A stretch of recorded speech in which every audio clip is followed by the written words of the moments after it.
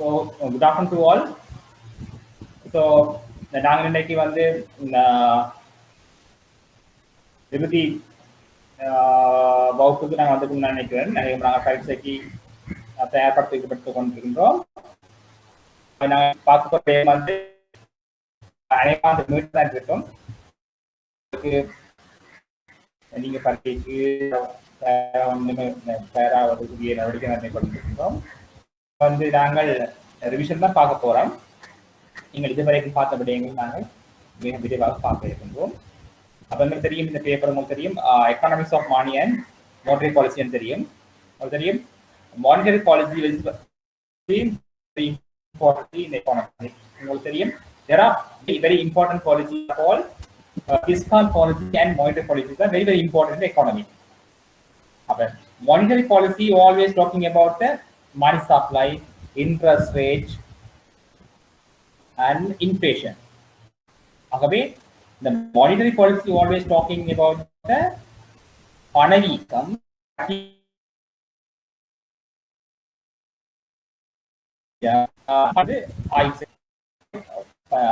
Monetary policy வந்து மிகவும் முக்கியமான பொருத்தியாக காணப்படுறது இன்றைய பொருளாதாரத்தில். ஆகவே உங்களுக்கு தெரியும், பொருளாதாரத்தை 2 பிரதான காணப்படுகிறது. ஒன்று சொல்லப்படுது பிஸ்கால் பாலிசி என்று சொல்றது. பிஸ்கால் பாலிசி என்பது இறை கொள்கை. அது வந்து மானிட்டரி பாலிசி என்பது வந்து அது வந்து நாணய கொள்கை என்று சொல்லி நாங்கள் அழைப்போம். ஆகவே 2 பிரதான கொள்கை காணப்படுகிறது பொருளாதாரத்தில் வந்து. ஒன்று பிஸ்கால் பாலிசி, இன்னும் வந்து மானிட்டரி பாலிசி என்று சொல்லி நாங்கள் கருதுவோம். ஆகவே பிஸ்கால் பாலிசி எப்பொழுதும் வந்து அரசாங்கத்தினுடைய வரவு செலவு திட்டத்துடன் தொடர்புடையதாகத்தான் இது காணப்படும். அது அவங்களுக்கு இறை கொள்கை சம்பந்தப்பட்டதாக பிஸ்கால் பாலிசி. அதாவது அரசாங்கத்தினுடைய வருமானங்கள் மற்றும் செலவினங்கள் சம்பந்தமான விடயங்களை வந்து ஆய்வு செய்யற கொள்கையா தான் அது வந்து பிஸ்கால் பாலிசி இருக்கு. ஆனா மானிட்டரி பாலிசி என்பது, நாணய கொள்கை என்பது நாட்டினுடைய பண நிரம்பல், சப்ளை, அடுத்தது வந்து வட்டி வீதம், இன்ட்ரெஸ்ட் ரேட், அடுத்தது வந்து பணவீக்கம், இன்ஃபிளேஷனோட தொடர்பட்டதாக காணப்படும். இந்த மானிட்டரி பாலிசியை வந்து கண்ட்ரோல் பண்றது யாரா இருக்கும்னு சொன்னா அந்த நாட்டினுடைய மத்திய வங்கி தான் அந்த மானிட்டரி பாலிசியை வந்து. ஆகவே அதாவது மிகவும் முக்கியமான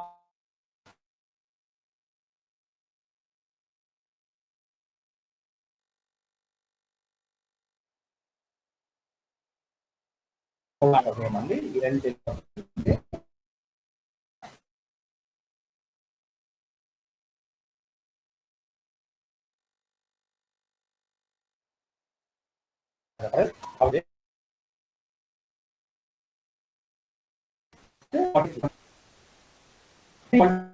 வந்து கட்டுப்படுத்துகின்ற அல்லது ஒழுங்கமைக்கின்ற நடவடிக்கையில் ஈடுபடுகின்ற அமைப்பு நாங்கள் சொல்றது வந்து மத்திய வங்கியா தான் இருக்கு. மத்திய வங்கி தான் என்ன செய்யணும்னு சொன்னால் அந்த நாட்டினுடைய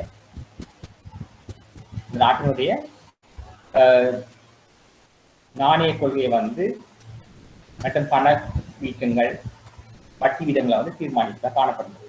மத்திய வங்கிக்கு மிக பிரதானமான பொறுப்பு என்னன்னு சொன்னால் நாட்டுடைய பண நிரம்பலை காட்டப்படுகிறது. அதே போல வட்டி விதங்களை வந்து ஒழுங்கமைப்பதும் மற்றும் பணவீக்கத்தை வந்து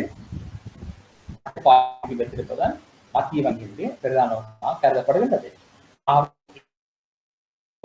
நோக்கம் என்னவா இருக்குன்னு சொன்னால் அதுல சொல்லப்படுறது வந்து பொருளாதார வளர்ச்சி ஏற்படுத்த வேண்டும், எக்கனாமிக் குரோத் வந்து ஏற்படுத்த வேண்டும்.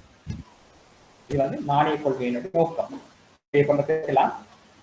நாணய கொள்கையினுடைய நோக்கங்கள் யாருன்னு சொல்லி அப்படி கேட்டால் நீங்கள் சொல்ல வேணும். நாணய கொள்கை நோக்கம் சொல்லிக்க ஒரு 5 நோக்கங்கள் நீங்கள் கொடுக்கலாம். ஒன்று வந்து பொருளாதார வளர்ச்சி ஏற்படுத்துவது, எக்கானமிக் குரோத் ஏற்படுத்துவது. 2வது விலை உறுதிப்பாட்டை ஏற்படுத்துவது, பிரைஸ் ஸ்டேபிலிட்டி ஏற்படுத்துவது. ஒதுக்கங்கள், விளையாட்டு ஒதுக்கங்களை பேணுதல், அதாவது சொத்துக்கள் ஒதுக்கத்தை வந்து அது ஃபாரின் ரிசர்வ்ஸ் சொல்லுவோம் நாங்கள். அதே போல நாணய மாற்றீடு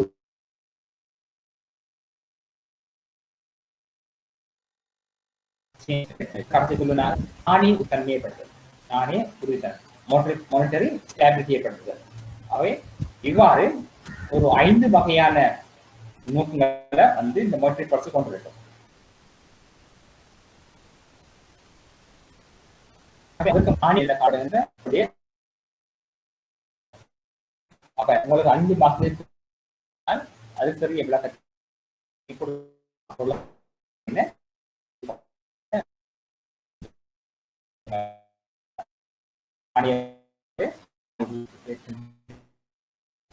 நீங்கள் அறிந்து வைத்திருக்க பொருளியமான இந்த படியால் நீங்க கட்டாயம் இதை வந்து அறிந்து வைத்திருக்க வேண்டும். அவங்க பாத்தீங்கன்னு சொன்னா எக்கனாமிக், இந்த எக்கனாமிக் growth என்பது ஒரு பொருளாதார வளர்ச்சியை சொல்லப்படும்.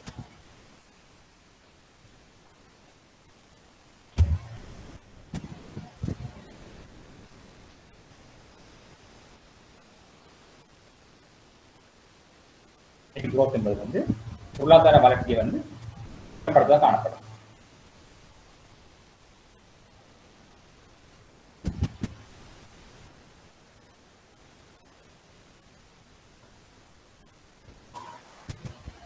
இது வந்து பொருளாதார வளர்ச்சி என்பது நாட்டினுடைய மாகாண விலைகளை மொத்தியான தொடர்ச்சியாக நீண்ட காலத்துக்கு அதிகரித்துள்ளதை நாங்கள் சொல்லுவோம் பொருளாதார வளர்ச்சி என்று கருதுவோம்.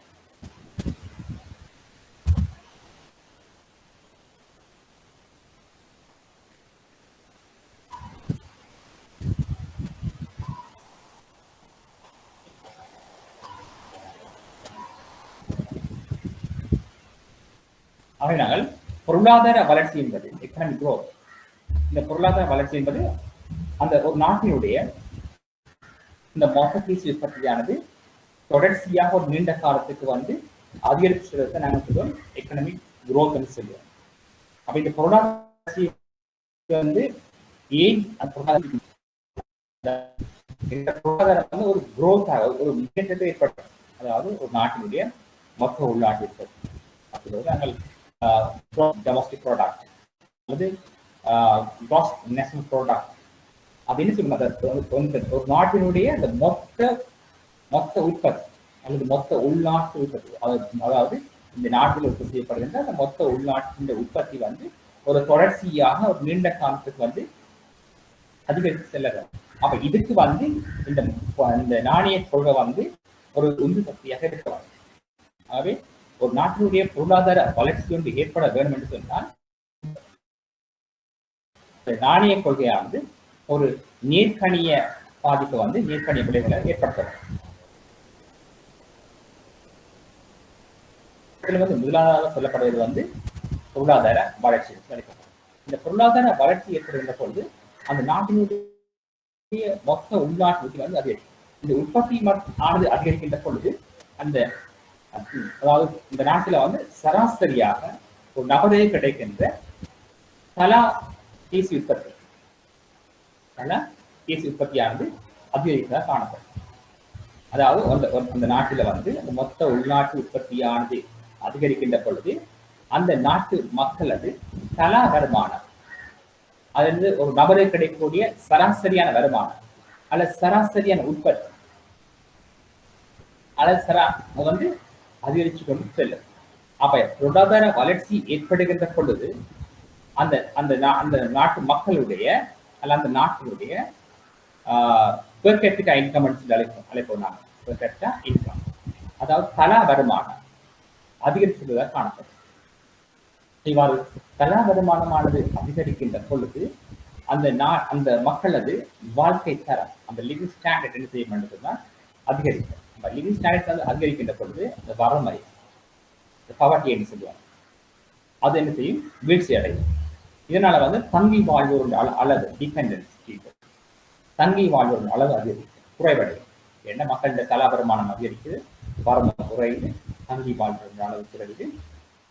இதனால வந்து மக்களுடைய வாழ்க்கை தரம் லிவிங் ஸ்டாண்டர்ட் பீப்புள் என்ன செய்யும் அப்படின்னா வாழ்க்கை தரம் வந்து அதிகரித்து கொண்டு செல்லும். இதுல தான் வந்து பொருளாதார வளர்ச்சியினால் ஏற்படக்கூடிய சாதகமான விளைவுன்னு சொல்லுவோம். இந்த பொருளாதார வளர்ச்சி ஏற்படுத்துவதற்கு இந்த நாணய கொள்கையானது மிகவும் முக்கியத்துவம் வாய்ந்ததாக கருதப்படுகிறது. இப்ப நாணய ஒரு ஒழுங்கான ஒரு சிறப்பான நாணய கொள்கை ஒன்று காணப்படுகின்ற பொழுது அந்த நாட்டில் வந்து அந்த பொருளாதார வளர்ச்சி வந்து கட்டாயம் ஏற்படும்.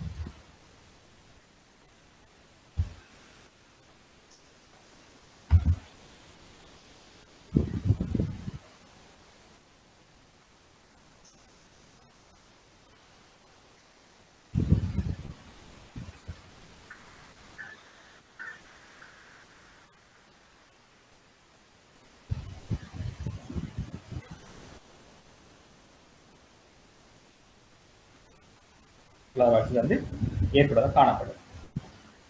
எனவேதான் இந்த நாணய கொள்கையில வந்து மிகவும் வந்து முக்கியத்துவம் வாய்ந்ததாக காணப்படுகின்றது.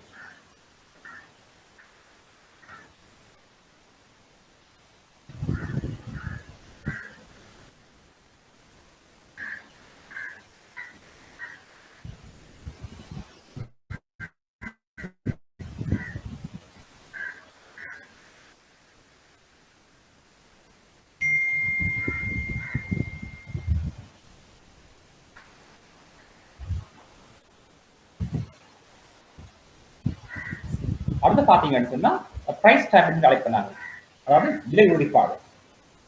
விலை உறுதிப்பாடு என்பது இந்த விலை என்பது வந்து நாங்கள் குறிப்பிடுவோம், ரெண்டு விலைகளை குறிப்பிடுவோம். நாங்கள் இங்கே விலை உறுதிப்பாடு சொன்ன பொழுது நாங்கள் ரெண்டு விலை உறுதிப்பாட்டை நாங்கள் குறிப்பிடுவோம். ஒன்று வந்து உள்நாட்டு விலை உறுதிப்பாடு, பிரைஸ் ஸ்டாபிலிட்டி என்பது வந்து உள்நாட்டு விலை உறுதிப்பாடு. அப்ப இந்த உள்நாட்டு விலை உறுதிப்பாடு என்று சொன்ன பொழுது இந்த பொருளாதாரத்தை பார்த்தீங்கன்னு சொன்னால் இந்த ரெண்டு பிரைஸ் இருக்கு. ஒன்று வந்து உள்நாட்டில் காணப்படுகின்ற பொருட்கள் சேவைகளுடைய விலை இருக்கும், அதாவது நாங்கள் அதாவது ஜெனரல் பிரைஸ் லெவல் என்று சொல்லுவாங்க, அதாவது பொது விலை மட்டம் என்று சொல்லுவோம், பொது விலை மட்டம். ஆகவே இந்த ஜெனரல் பிரைஸ் லெவல் என்பது ஒரு அதாவது இந்த பொருட்கள் சேவைகளினுடைய சராசரி விலை மட்டத்தை வந்து அது குறித்திருக்கும். அதாவது ஜெனரல் பிரைஸ் லெவல் என்பது பொருட்கள் சேவைகளுடைய சராசரி விலை மட்டம். எனவே இந்த ஜெனரல் பிரைஸ் லெவல் வந்து ஒரு உறுதியானதாக காணப்பட வேண்டும். அதாவது பொருட்கள் சேவைகளுடைய சராசரி விலை மட்டமானது ஒரு உறுதியாக காணப்பட வேண்டும், ஸ்டேபிளாக காணப்படும். அதாவது அடிக்கடி களம் அடையக்கூடாது, அடிக்கடி மாற்றம் அடையக்கூடாதாக இருக்க வேண்டும், மாற்றம் அடையக்கூடாது, உறுதியாக இருக்க வேண்டும். இதை சொல்றாங்க இந்த உள்நாட்டு விலை உறுதிப்பாடுன்னு சொல்லுவாங்க. அதே போல இன்னும் ஒரு விலை இருக்குது, வெளிநாட்டு விலை உறுதிப்பாடு.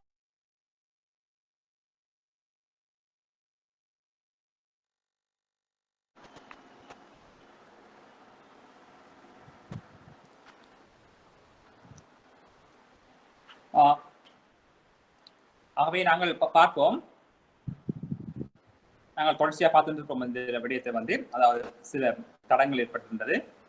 ஆகவே எங்களோட நாங்கள் பார்க்கிறோம் இந்த பொருளாதாரத்துல வந்து இந்த நாணய கொள்கை மிகவும் முக்கியத்துவம் வாய்ந்த காணப்படுகின்றது. இந்த இதுல பாத்தீங்கன்னு சொன்னா தெரியும் உங்களுக்கு, இந்த விலை உறுதிப்பாடு வந்து மிகவும் முக்கியத்துவம் வாய்ந்த காணப்படுறது. இந்த விலை உறுதிப்பாடு வந்து மிகவும் இந்த விலை உறுதிப்பாடானது மிகவும் முக்கியத்துவம் காணப்படும். அதாவது விலை உறுதிப்பாடு ரெண்டு வகைப்படுத்தப்படுகிறது. ஒன்று வந்து இந்த ஒன்று சொல்லப்படுறது வந்து இந்த விலை உறுதிப்பாடு வந்து ஒன்று உள்நாட்டு விலை உறுதிப்பாடு, இன்னொன்று சொல்லப்படுறது வெளிநாட்டு விலை உறுதிப்பாடுன்னு சொல்லி நாங்கள் அழைக்கின்றோம். ஆக இந்த உள்நாட்டு விலை உறுதிப்பாடு என்பது அதாவது சொல்றது இந்த பொது விலை மட்டங்களுடைய போக்க வந்து நாங்கள் அளவிடுவது, ஜெனரல் பிரைஸ் லெவல்னு சொல்லுவோம் நாங்கள். இங்க இந்த பொது விலை மட்டங்களுடைய விலை உறுதிப்பாடை வந்து அவதானிப்பது வந்து உள்நாட்டு விலை உறுதிப்பாடு. உங்களுக்கு தெரியும், ஒரு நாணயத்துக்கு வந்து ரெண்டு விலை காணப்படுகிறது, ஒன்று உள்நாட்டு விலை, இன்னும் சொல்லி அழைக்கப்படுறது வெளிநாட்டு விலைன்னு சொல்லி நாங்கள் பார்க்கிறோம். இந்த உள்நாட்டு விலை என்பது இந்த பொருட்கள் சேவைகளுடைய சராசரி விலை மட்டத்தை வந்து நாங்கள் குறிப்பது வந்து உள்நாட்டு விலை உறுதிப்பாடு சொல்லி நாங்கள் அழைப்போம். அதே போல வெளிநாட்டு விலை உறுதிப்பாடு என்பது ஒரு நாணயத்தினுடைய வெளிநாட்டு நாணய கொள்வன சக்தி தான் அது வந்து குறிப்பிடும். அதாவது வந்து ஒரு நாட்டு நாணயத்தை கொண்டு உள்நாட்டில் கொள்வனை செய்யக்கூடிய பொருட்கள் சேவைகளின் அளவை நாங்கள் சொல்றது வந்து உள்நாட்டு விலை உறுதிப்பாடு. அதே போல வெளிநாட்டு விலை உறுதிப்பாடு என்பது ஒரு நாட்டு நாணயத்தை கொண்டு வெளிநாடுகளில் கொள்வனை செய்யக்கூடிய பொருட்கள் சேவைகளின் அளவை குறிப்பது வந்து வெளிநாட்டு விலை உறுதிப்பாடு என்று சொல்லி நாங்கள் அழைக்கின்றோம். எனவேதான் சொல்லப்படுது மாணவர்களே, இப்பொழுது இந்த நாணய கொள்கையினுடைய நோக்கங்கள் நாங்கள் இரண்டு பார்த்திருக்கோம். ஒன்று சொன்னாங்கள் உள்நாட்டு விலை, ஒன்று சொன்னாங்க பொருளாதார வளர்ச்சி, economic growth is the must, it's very important for the economy.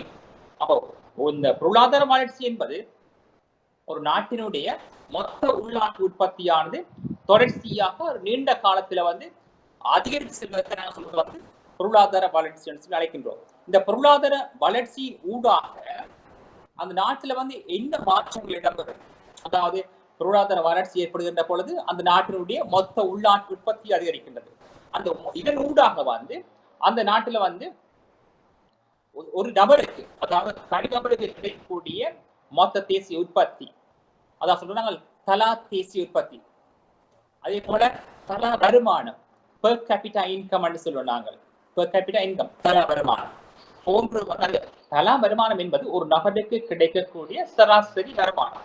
அதாவது மொத்த வருமானத்தை, ஒரு நாட்டினுடைய மொத்த வருமானத்தை அந்த நாட்டில் காணப்படுகின்ற சனத்தொகை, அதாவது அந்த மீடிய பாப்புலேஷன் என்று அழைப்போம், மீடிய பாப்புலேஷன் அந்த ஆண்டுல காணப்படுகிற, அதாவது அந்த ஒரு வருடத்தின் நடுப்பகுதியில் காணப்படுகின்ற சனத்தொகையால பிரிப்பதன் ஊடாக நாங்கள் என்ன செய்யலாம் என்று சொன்னால் இந்த மீடிய பாப்புலேஷன் வந்து நாங்கள் அறிந்து கொள்ளலாம்.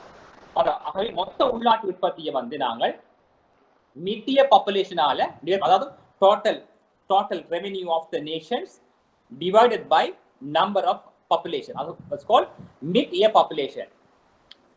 That means population of the mid-year, அதாவது அந்த ஆண்டினுடைய அதாவது அந்த நாட்டில் காணப்படுகின்ற மக்கள் தொகையை குறிப்பு, அதாவது ஒரு வருடத்தினுடைய நடுப்பகுதியில சொல்ற மீடிய பாப்புலேஷன்.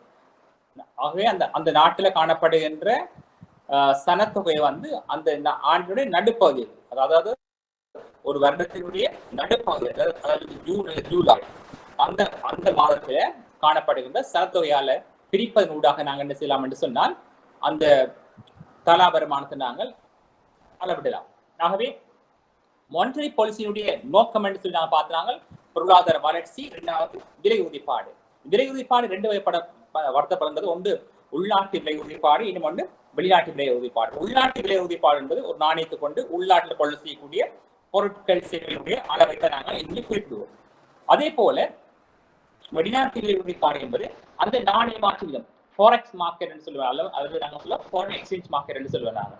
அதாவது இந்த பர்ச்சேசிங் கெப்பாசிட்டி ஃபாரின் கரன்சி சொல்லுவாங்க. ஒரு நாட்டு நாணயத்தை கொண்டு வெளிநாட்டில் கொள்ள செய்யக்கூடிய நாணயத்தின் அளவு. So that's called a foreign exchange rate, அல்லது forex market. Purchasing capacity of the rupee.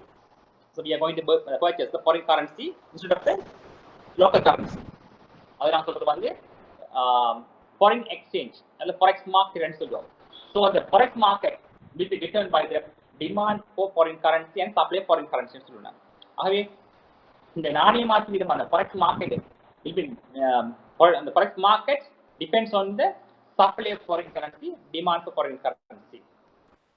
ஆகவே இந்த நாணய மாற்று விதமானது எங்க தங்கி இருக்கும் என்று சொன்னால் அந்த வெளிநாட்டு நாணயத்துக்கான கேள்வியிலும் நிரம்பலும் தங்கி இருக்கும் என்று சொல்லுவோம் நாங்கள். மூன்றாவது சொல்லுவோம் நாங்கள் வெளிநாட்டு சொத்துக்களின் ஒதுக்கம்.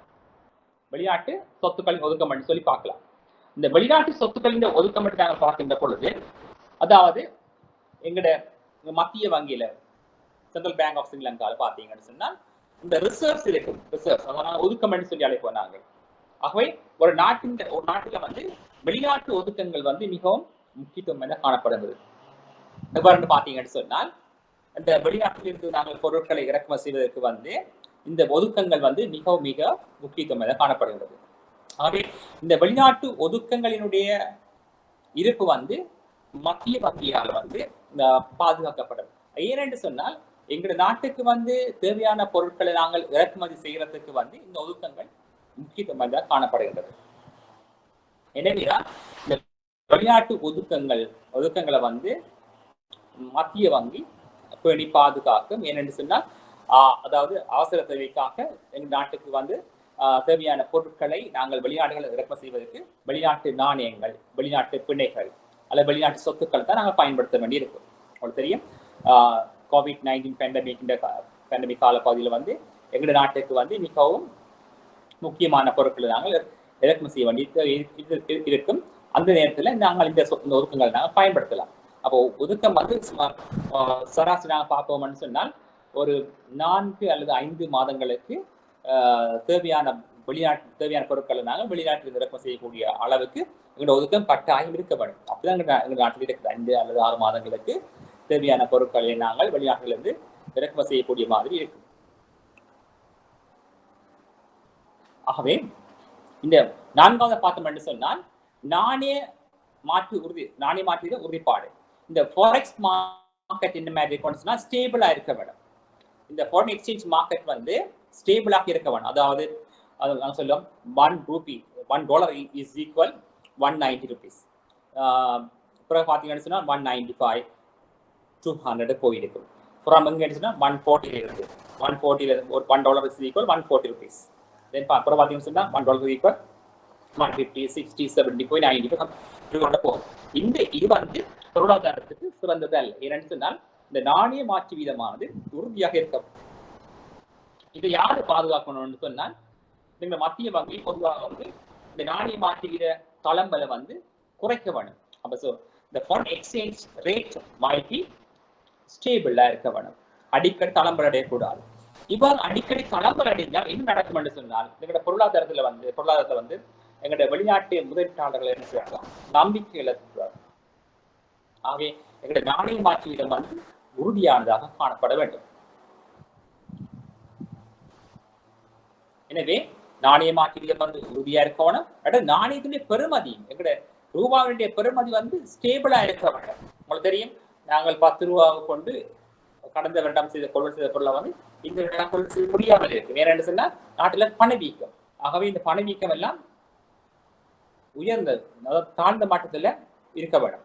ஆகவே நாணய கொள்கையினுடைய நோக்கம் என்னவா இருக்கும் சொன்னால் அந்த நாட்டினுடைய பொருளாதார வளர்ச்சி ஏற்படுத்த வேண்டும், விலை உறுதிப்பாட்டை ஏற்படுத்த வேண்டும், வெளிநாட்டு ஒதுக்கங்களை அதிகரிக்க செய்ய வேண்டும், நாணய மாற்று உறுதியா இருக்க வேண்டும், அந்த நாட்டின் நாணயத்தினுடைய பெறுமதியும் வந்து உறுதியாக இருக்க வேண்டும்.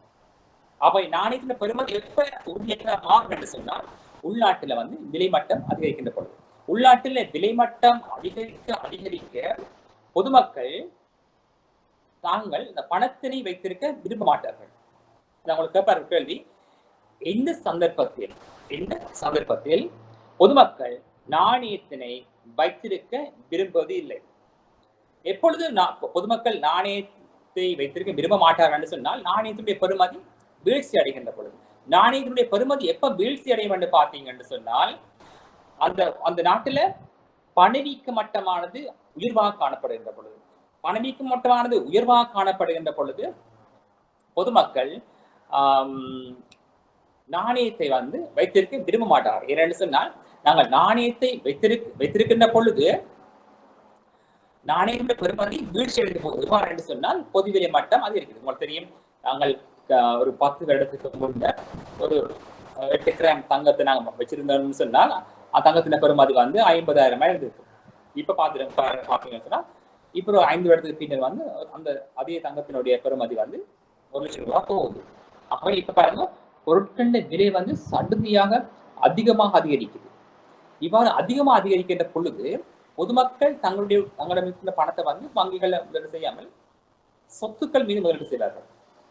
அதாவது எந்த பொருட்களுக்கு வந்து சந்தையில் அதிகமான கேள்வி காணப்படுது, எந்த பொருட்கள் விலை வந்து அதிகமாக காணப்படுது, அப்ப அதன் அடிப்படையில பொதுமக்கள் தம்மிடம் உள்ள சொத்துக்களை வந்து பணமாக வைத்திருக்காமல் சொத்துக்கள் மீது முதலீடு செய்கிறார்கள். சொத்துக்கள் மீது முதலீடு செய்து அதனுடைய லாபத்தை வந்து அல்லது வருமானத்தை வந்து பெற்றுக் கொள்வதாக காணப்படும். ஆகவே இதுதான் முக்கியமாக காணப்படுகிறது. அதே போல அந்த அரசாங்கம் வந்து குறிப்பிட்ட நாணயத்தை வந்து தாங்கள் புழக்கத்தில் இருந்து நீக்குதல் அல்லது ரத்து செய்கிற பொழுது பொதுமக்கள் இந்த பணத்தை வந்து வைத்திருக்க விரும்ப மாட்டார்கள். ஆகவே இதன் பிரதான காரணமாக காணப்படும். அதே போல உங்களுக்கு இப்படி கேள்வி கேட்கலாம், இந்த டிமாண்ட்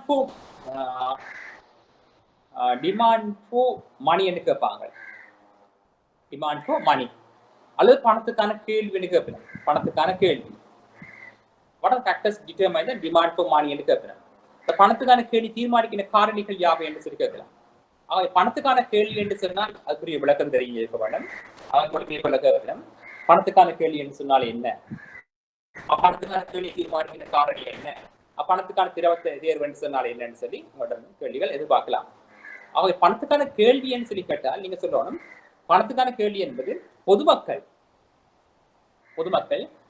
தாம் உழைத்த வருமானத்தில் செலவு செய்த போக மீதமாக உள்ள பணத்தின் அளவுக்கு நாங்கள் சொல்லுவோம், நாங்கள் பணத்துக்கான கேள்வி அழைப்போம்.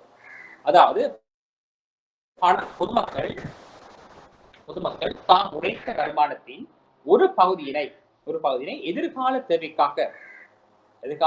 தேவைக்காக பணமாக வைத்திருக்கின்ற நிலைமையை நாங்கள் அழைப்பது வந்து பணத்துக்கான கேள்வி. உங்களுக்கு தெரியும், எங்களுடைய வருமானம் வந்து 5000 என்று சொன்னோம்னால் அந்த 5000 வந்து நாங்கள் 3000 ரூபாய் நாங்கள் செலவு செய்யறோம். 2000 ரூபாயை வந்து எதிர்கால தேவைக்காக நாங்கள் வைத்திருக்கின்றோம். 2000 ரூபாய் வச்சிருக்கோம் சொன்னால், ஆகவே அந்த 2000 ரூபாய் தான் எங்களுக்கு பணத்துக்கான கேள்வி என்று அழைக்கப்படும். அதாவது மக்கள் தாம் உழைத்த வருமானத்தின் ஒரு பகுதியினை எதிர்கால தேவைக்காக தம்முடன் பணமாக வைத்திருக்கின்ற பணத்தினுடைய அளவைத்தான் நாங்கள் சொல்லுவோம் பணத்துக்கான கேள்வி நடைபெறும். இலகுவா சொன்னோம்னு சொன்னால், அதாவது மக்கள் தாம் உழைத்த வருமானத்தின் ஒரு பகுதியை வந்து எதிர்காலத்தில் அல்ல நாளைய தேவைக்காக தமது கைகள்ல வந்து பணமாக வைத்திருக்கின்ற பணத்தினுடைய அளவைத்தான் நான் சொல்றது பணத்துக்கான கேள்வி என்று சொல்லி நாங்கள் அழைக்கின்றோம். இந்த பணத்துக்கான கேள்வி நாங்கள் நோக்கின்ற பொழுது பணத்துக்கான கேள்வி வந்து 3 வகைப்படுத்தப்படுகிறது. ஒன்று சொல்லப்படும் கொடுக்கல் வாங்கல் நோக்க கேள்வி. அதாவது பணத்துக்கான கேள்வி பார்த்தீங்கன்னு சொன்னா பணத்துக்கான கேள்வி 3 வகைப்படுத்தப்படுகிறது. ஒன்று கொடுக்கல் வாங்கல் நோக்க கேள்வி, முன்னெச்சரிக்கை நோக்க கேள்வி, உத்தேச நோக்க கேள்வின்னு சொல்லி 3 வகையா பிரிக்கலாம். பணத்துக்கான கேள்வியை எப்படி கேட்கலாம்? பணத்துக்கான கேள்வி என்று சொன்னாலே என்ன, பணத்துக்கான கேள்வியின் பிரிவுகள் யாவை, பணத்துக்கான திரவ தேர்வு என்று சொல்லி கேட்கலாம். பணத்துக்கான திரவ தேர்வு அல்லது பணத்துக்கான கேள்வி என்று சொன்னாலும் ஒன்றாக தான் இருக்கு. பணத்துக்கான கேள்வி பார்க்கிற பொழுது பணத்துக்கான கேள்வி 3 வகைப்படுத்தப்படுகிறது. ஒன்று பணத்துக்கான கேள்வியா முதலாக சொல்லப்படும் கொடுக்கல் வாங்கல் நோக்க கேள்வி, டிரான்சாக்ஷன் ஃபார் டிமாண்ட் சொல்லுவாங்க. கொடுக்கல் வாங்கல் நோக்க கேள்வி. இரண்டாவது சொல்லப்படுறது வந்து முன்னெச்சரிக்கை நோக்க கேள்வி. அது சொல்லுவாங்க ப்ரீகாஷனரி டிமாண்ட் சொல்லுவோம். முன்னெச்சரிக்கை அல்லது பாதுகாப்பு நோக்க கேள்வி. முதல்ல சொன்னாங்க கொடுக்கல் வாங்கல் நோக்க கேள்வி, டிரான்சாக்ஷன் ஃபார் டிமாண்ட் சொன்னாங்க. இரண்டாவது சொல்றோம் முன்னெச்சரிக்கை நோக்க கேள்வி, அதான் சொல்லுது ப்ரீகாஷனரி டிமாண்ட் சொல்லுவாங்க. மூன்றாவது சொல்லும் உத்தேச நோக்க கேள்வி. உத்தேச நோக்க கேள்வி என்பது வந்து ஸ்பெகுலேட்டிவ் டிமாண்ட் சொல்லுவாங்க. Speculative demand. ஆகவே நாங்கள் சொல்லலாம் there are 3 types of demand for money. First one is called the transaction for demand, then precautionary demand, last speculative demand சொல்லி 3 வகையான கேள்விகள் காணப்படுது பணத்துக்கு. பணத்துக்கான கேள்வி என்று கேட்டா உங்களுக்கு சொல்லணும் பணத்துக்கான கேள்வி என்று சொன்னால் என்ன, அதாவது மக்கள் தாம் உழைத்த வருமானத்தின் ஒரு பகுதியை எதிர்கால தேவைக்காக தம்மிடம் பணமாக வைத்திருப்பதை தான் சொல்றது பணத்துக்கான கேள்வி என்று சொல்லி அழைப்போம். பணத்துக்கான கேள்வி 3 வகைப்படுத்தப்படுகிறது. ஒன்று வந்து கொடுக்கல் வாங்கல் நோக்க கேள்வி, முன்னெச்சரிக்கை நோக்க கேள்வி, உத்தேச நோக்க கேள்வி என்று சொல்லி 3 வகையாக நாங்கள் இதனை பார்க்கலாம். ஆகவே இந்த பணத்துக்கான கேள்வியை தீர்மானிக்கிற பணத்துக்கான கேள்வி தெரியும் உங்களுக்கு 3 வகைப்படுத்தப்படுகிறது. ஆகவே முதல்ல சொன்னாங்க கொடுக்கல் வாங்கல் நோக்க கேள்வி, டிரான்சாக்ஷன் ஃபார் டிமாண்ட் சொன்னாங்க, அல்லது திரவ நோக்க கேள்வி அழைக்கிறாங்க. முதலாவது கேள்வி வந்தாங்க. அதாவது பணத்துக்கான கேள்வியில வந்து முதலாவது குறிப்பிடப்படுது கொடுக்கல் வாங்கல் நோக்க கேள்வி, டிரான்சாக்ஷன் ஃபார் டிமாண்ட் அல்லது திரவ நோக்கு கேள்வி என்று சொல்லி நாங்கள் அழைக்கலாம். ஆகவே திரவ நோக்கு கேள்வி என்பது அல்லது கொடுக்கல் வாங்கல் நோக்கு கேள்வி என்பது மக்கள் தாம் உழைத்த வருமானத்தின் ஒரு பகுதியினை எதிர்காலத்தில் பொருட்கள் சேவைகளை கொள்வன செய்வதற்காக வைத்திருக்கின்ற பணத்தினுடைய அளவை தராது கொடுக்கல் வாங்கல் நோக்க கேள்வி அல்லது திரவ நோக்க கேள்வி என்று சொல்லி நாங்கள் அழைக்கலாம். ஆகவே கொடுக்கல் வாங்கல் நோக்க கேள்வி என்பது அப்படி கேட்ட சொல்லணும், பணத்துக்கான கேள்வி என்ன தெரியணும், பணத்துக்கான கேள்வியுடைய பிரிவுகள் யாவை தெரியணும், பணத்துக்கான கேள்வியுடைய பிரிவுகளில் முதலாக சொல்லப்படுவது கொடுக்கல் வாங்கல் நோக்க கேள்வி அல்லது திரவ நோக்க கேள்வி. கொடுக்கல் வாங்கல் நோக்க கேள்வி எனக்கு தெரியும். உங்களுக்கு கொடுக்கல் வாங்கல் நோக்க கேள்வி என்பது பொதுமக்கள் தாம் உழைத்த வருமானத்தின் ஒரு பகுதியினை எதிர்காலத்தில் வந்து சொல்லணும் பொருட்கள் சேவைகளை கொள்வன செய்வதற்காக வைத்திருக்கின்ற பணத்தை நான் சொல்வது கொடுக்கல் வாங்கல் நோக்க கேள்வி அனுப்போம். ஆகவே அடுத்தலாம் கொடுக்கல் வாங்கல் நோக்க கேள்வி தீர்மானிக்கின்ற காரணிகள் யாவை சொல்லி கொடுக்கிறார்கள். அதாவது கொடுக்கல் வாங்கல் நோக்க கேள்வி தீர்மானிக்கின்ற காரணிகள் என்று சொல்லி அந்த கேள்வி கொடுக்கல் வாங்கல் நோக்க கேள்வி தீர்மானிக்கின்ற காரணிகள் யாவை என்று சொல்லி உங்களிடம் கேள்விகள் கேட்கப்படலாம். அவ்வாறு கேட்டால் நீங்க சொன்ன முதலாக சொல்லலாம் இந்த கொடுக்கல் வாங்கல் நோக்க கேள்வி தீர்மானிக்கிற காரணி முதலாக சொல்லப்பட உதாரணத்துக்கு கொள்ளும் ஏபி என்று சொல்லி ரெண்டு நபர் ரெப்ரண்ட் சொன்னால் ஏ வந்து பொருட்கள் சேவைகளை கொள்வன செய்வதற்கு வைத்திருக்கின்ற பணத்தினால வந்து ஒரு அமௌண்ட் இருக்கு சொல்றாங்க. அதாவது ஒரு எக்ஸ் என்ற அமௌண்ட் இருக்குது. இங்கால பி கிட்ட இருந்து ஒரு ஒய் என்ற அமௌண்ட் இருக்குது. அப்படி இருந்தா அந்த ஏ கமா பி என்ற நபர்களுடைய உள்ள பணத்தினுடைய அளவு, அதாவது கொடுக்கல் வாங்கல் நோக்க அடிப்படையில வைத்திருக்கின்ற பணத்தின் அளவு தன்மை வந்து வேறுபட்டு காணப்படுது. எக்ஸ் கமா ஒய் என்பது ரெண்டு நபர் இருக்கணும் சொன்னால் எக்ஸும் ஒய்யும் வந்து வெவ்வேறுபட்ட அளவுல பணத்தை வச்சிருக்கலாம். ஏனென்று சொன்னால் தாங்கள் வந்து எதிர்காலத்துல பொருட்களை வந்து கொள்வன செய்வதற்கு. ஆக எந்த காரணி வந்து கொடுக்கல் வாங்கல் தீர்மானிக்குது. ஏக்கும் ஏ என்ற நபர் இருக்கிறார், பி நபர் இருக்கிறார். ரெண்டு நபரிடமும் உள்ள பணத்தினுடைய அளவு வேறுபட்டு காணப்படுது. கொடுக்கல் வாங்கல் நோக்க கேள்வியினுடைய அளவு வேறுபட்டு காணப்படுது ரெண்டு நபருக்கு. ஆகவே இந்த கொடுக்கல் வாங்கல் நோக்க கேள்வியை தீர்மானிக்கின்ற காரணிகள் யாருன்னு பார்ப்போம். உதாரணத்துக்கு என்னிடம் நான் செய்த பணத்துக்கு நான் வந்து பொருட்கள் சேவைகளை கொள்வன செய்வதற்காக வைத்திருந்த பணத்தின் அளவு ஒரு 5000 சொல்லுவோம். 5000. ஆகவே என்னுடைய நண்பர் வந்து பொருட்கள் சேவைகளை வைத்திருக்க பொருட்கள் சேவைகளை வந்து கொள்வன செய்வதற்கு வைத்திருக்கிற பணத்தின் அளவு ஒரு 3000 சொல்லுவோம். இன்னொரு நபர் வந்து 10,000 வச்சிருக்காரு. அவ எங்களை இந்த 3 நபருக்கும் இடையே கொடுக்கல் வாங்கல் நோக்கத்துக்காக வைத்திருக்கின்ற பணத்தின் அளவு வேறுபட்டு காணப்படுது. அதுக்கான காரணம் என்னன்னு பார்க்கணும். முதல் அந்த நபருடைய வருமானம். ஆகவே வருமானம், அதாவது அந்த நபர்களுக்கிடையே வருமானத்தினுடைய அளவு வேறுபட்டு காணப்படுகின்ற பொழுது வேறுபட்ட அளவில் வந்து தாங்கள் வந்து அந்த பணத்தை வச்சிருக்காங்க. ஆகவே கொடுக்கல் வாங்கல் நோக்க கேள்வியை தீர்மானிக்கின்ற காரணிகளை வந்து முதலாக சொல்லப்படுவது வருமானம் அதிகரிக்க கொடுக்கல் வாங்கல் நோக்கத்துக்காக வெற்றிருக்கின்ற பணத்தின் அளவு அதிகரிக்கும். அதாவது உதாரணத்துக்கு நாங்கள் ஒரு பேங்க்ல வந்து ஒரு மேனேஜர் இருக்காருன்னா அவர் தலைமை அதிகாரி அல்லது சிஇஓ அல்லது டைரக்டர் இருந்தார் சொன்னால் அவருக்கு வந்து கிடைக்கிற சம்பளம் வந்து அதிகமாக காணும். ஆகவே வருமானம் அதிகமாக பெறுகிற நபர் வந்து தன்னிடம் எப்பொழுதுமே ஒரு உயர்ந்த அதிக அளவு பணத்தை வந்து கையில வச்சிருக்கார். ஏன்னு சொன்னால் அது வருமானம் அதிகமாக காணப்படுது. அவர்களிடம் உள்ள பணத்தின் அளவு மிகவும் அதிகமாக காணப்படும். அதை வைத்து பொருட்கள் சேவை கொள்வன செய்யலாம். அதே போல ஒரு குறைந்த வருமானம் பெறுகிற நபர் தான் எதிர்காலத்துல பொருட்கள் சேவை வைத்திருக்கிறதுக்கு வாங்கறதுக்காக ஒரு குறைந்த பணத்தை தான் வச்சிருக்காரு. இந்த 2 நபர்களுக்கு என்ன வேறுபாடுன்னு சொன்னால் அந்த வருமானம் பெறுகின்ற அந்த வருமானத்தினுடைய தன்மை அடிப்படையில் வந்து கொடுக்கல் வாங்கல் நோக்கத்துக்காக பொதுமக்கள் வைத்திருக்கின்ற பணத்தின் அளவு வந்து வேறுபட்டு காணப்படும். ஆகவே கொடுக்கல் வாங்கல் நோக்க கேள்வியை தீர்மானிக்கின்ற காரணிகள் கவனம் விளங்கணும். இந்த கேள்வி தீர்மானிக்கும் காரணிகள் அல்ல. இங்க வந்து பணத்துக்கான கேள்வி தீர்மானிக்கும் காரணம் என்று கேட்கப்படவில்லை. கேட்டபடி என்ன சொன்னார், இந்த பணத்துக்கான கேள்வியின் ஒரு பகுதியான கொடுக்கல் வாங்கல் நோக்க கேள்வியை தீர்மானிக்கும் காரணிகள் யாவை? கொடுக்கல் வாங்கல் நோக்க கேள்வியினை தீர்மானிக்கின்ற காரணிகள் யாவை என்று கேட்டுக்கலாம். அவ்வாறு கேட்டால் நான் சொல்லலாம், முதலாவது வருமானம். வருமானம், அந்த நபருடைய வருமானம் மாற்றமடைகின்ற பொழுது கொடுக்கல் வாங்கல் நோக்க கேள்வியும் வந்து மாற்றமடையும்.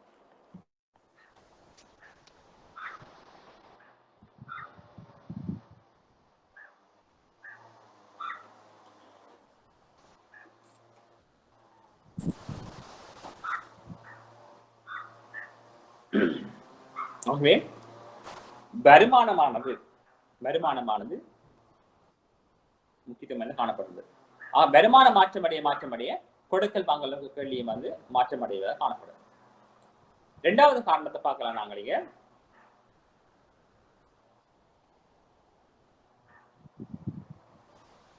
ஆகவே வருமானம் வந்து அதிகரிக்கின்ற பொழுது கொடுக்கல் வாங்கல் நோக்கத்துக்காக வைத்திருந்த பணத்தின் அளவு அதிகரிக்கும். வருமானம் குறைவடைகின்ற பொழுது கொடுக்கல் வாங்கல் நோக்கத்தை வைத்திருந்த பணத்தின் அளவு வந்து குறையும். ஆகவே வருமானத்துக்கும் கொடுக்கல் வாங்கல் நோக்க கேள்விக்கும் இடையே நேர்கணி தொடர்பு காணப்படும். அதாவது வருமானம் அதிகரிக்க கொடுக்கல் வாங்கல் நோக்க கேள்வியும் அதிகரிக்கும். வருமானம் குறைகின்ற பொழுது கொடுக்கல் வாங்கல் நோக்க கேள்வியும் வந்து குறைவடையும். ஆகவே இந்த y-அச்சில வந்து வருமானத்தை போட்டீங்கன்னு சொன்னால், x-அச்சில வந்து கொடுக்கல் வாங்கல் நோக்க கேள்வி போட்டீங்கன்னு சொன்னால், ஆகவே இந்த கோடு வந்து கொடுக்கல் வாங்கல் நோக்க கோடு வந்து அந்த உற்பத்தி புள்ளியிலிருந்து மேல் நோக்கி சரி செல்ல என்று சொன்னா நேர்கணியமாக காணப்படுவதாக. அடுத்து இரண்டாவது காரணம், அதாவது கொடுக்கல் வாங்கல் நோக்க கேள்வியை தீர்மானிக்கின்ற காரணிகள்ல வந்து இரண்டாவது, முதலாவது பார்க்கிறாங்க வருமானம் என்று பார்க்கிறாங்க. வருமான மாற்றம் அடைகின்ற பொழுது அந்த நபர்கள் தாங்கள் வைத்திருக்கின்ற தமது கைகளில் வைத்திருக்கின்ற பணத்தின் அளவு வந்து மாற்றம் அடையும். என்ன காரணம்? வருமானம்.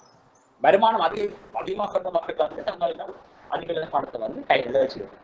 வருமானம் குறைவாக இருந்த மக்கள் வந்து தங்களுடைய கைகளில் குறைவான பணத்தை தான் வச்சிருப்பாங்க. இரண்டாவது காரணம் பார்த்தீங்கன்னு சொன்னால், வருமானம் பெறும் கால இடைவெளி, time period of the income சொன்னாங்க. அவங்களுக்கு பார்க்கலாம், உங்களுக்கு தெரிஞ்சிருக்கும். அதாவது அந்த ஒரு மாதம் உங்களுக்கு தெரிஞ்சிருக்கும், ஒரு அரசாங்க உத்தியோகத்தர் அல்லது ஒரு நிறுவனத்தில் நிரந்தரமாக வேலை செய்கிற நபரை பார்த்தீங்கன்னு சொன்னால் அவருக்கு வந்து மாதம் தான் சம்பளம் கொடுக்கப்படும். ஆகவே நாங்கள் எடுத்துக்கொள்வோம், மாதத்தினுடைய ஆரம்பத்துல வந்து சம்பளம் வழங்கப்படும் கணக்காடுகிறோம். ஆகவே 1ஆம் தேதி வந்து சம்பளம் கொடுக்கப்படும். 1ஆம் தேதி சம்பளம் கொடுக்கப்பட்டால் அந்த 1ஆம் தேதி வந்து அந்த நபருடைய கையில இருக்கின்ற பணத்தின் அளவு இந்த மாதிரி காணப்படும், மிகவும் அதிகமாக காணப்படும். அதே நபர் நாங்கள் அந்த மாதத்தினுடைய நடுப்பகுதியில பார்க்க அந்த வருமானம் குறைந்திருக்கு, அந்த நபருடைய கையில இருக்கிற பணத்தின் அளவு குறைந்திருக்கு. ஏன்னா அந்த சம்பளம் பெறுகின்ற நாளில அந்த நபருடைய கையில் இருக்கக்கூடிய பணத்தின் அளவு மிகவும் அதிகமாக காணப்படும். அதே போல அந்த மாதத்தினுடைய நடுப்பகுதியை பார்த்தீங்கன்னு சொன்னா, நடுப்பகுதியை அவருடைய பெற்றுள்ள பணத்தின் அளவு குறைவாக காணப்படும். அதே போல அந்த மாதத்தினுடைய இறுதியை பார்த்தீங்கன்னு சொன்னா, அந்த மாதத்தினுடைய இறுதியை பார்த்தீங்கன்னா அந்த நபருடைய கையில் உள்ள பணத்தின் அளவு சில வழியில பூச்சியமாக மாற்றம் அடையும். பூச்சியமா ஜீரோக்கு வந்துருக்கு, ஜீரோக்கு வரும். அதே போல பிறகு அந்த புதிய தேதி வரும், அடுத்த மாதம் 2ஆம் மாதத்தை பார்த்தீங்கன்னு சொன்னா 2ஆம் மாதத்தின் ஆரம்பத்துல அந்த நபருடைய கையில் உள்ள பணத்தின் அளவு உயர்வாக காணப்படும். அதே போல 2ஆம் மாதத்தின் நடுப்பகுதியில் வந்து குறைவாக காணப்படும். 2ஆம் பகுதியில இறுதி பகுதியை பார்த்தீங்கன்னு சொன்னால், மாத கடைசி பார்த்தீங்கன்னு சொன்னால் பூச்சியமாக வரும். ஆகவே இந்த கொடுக்கல் வாங்கல் நோக்க கேள்வியை தீர்மானிக்கின்ற காரணிகள்ல வந்து இரண்டாவது பிரிவு இரண்டாவது சொல்லப்படுகிறது வருமானம் பெறும் கால அளவு அல்லது கால இடைவெளி. ஆகவே இந்த வருமானம் பெறுகின்ற கால இடைவெளி வந்து குறைவாக உள்ள பொழுது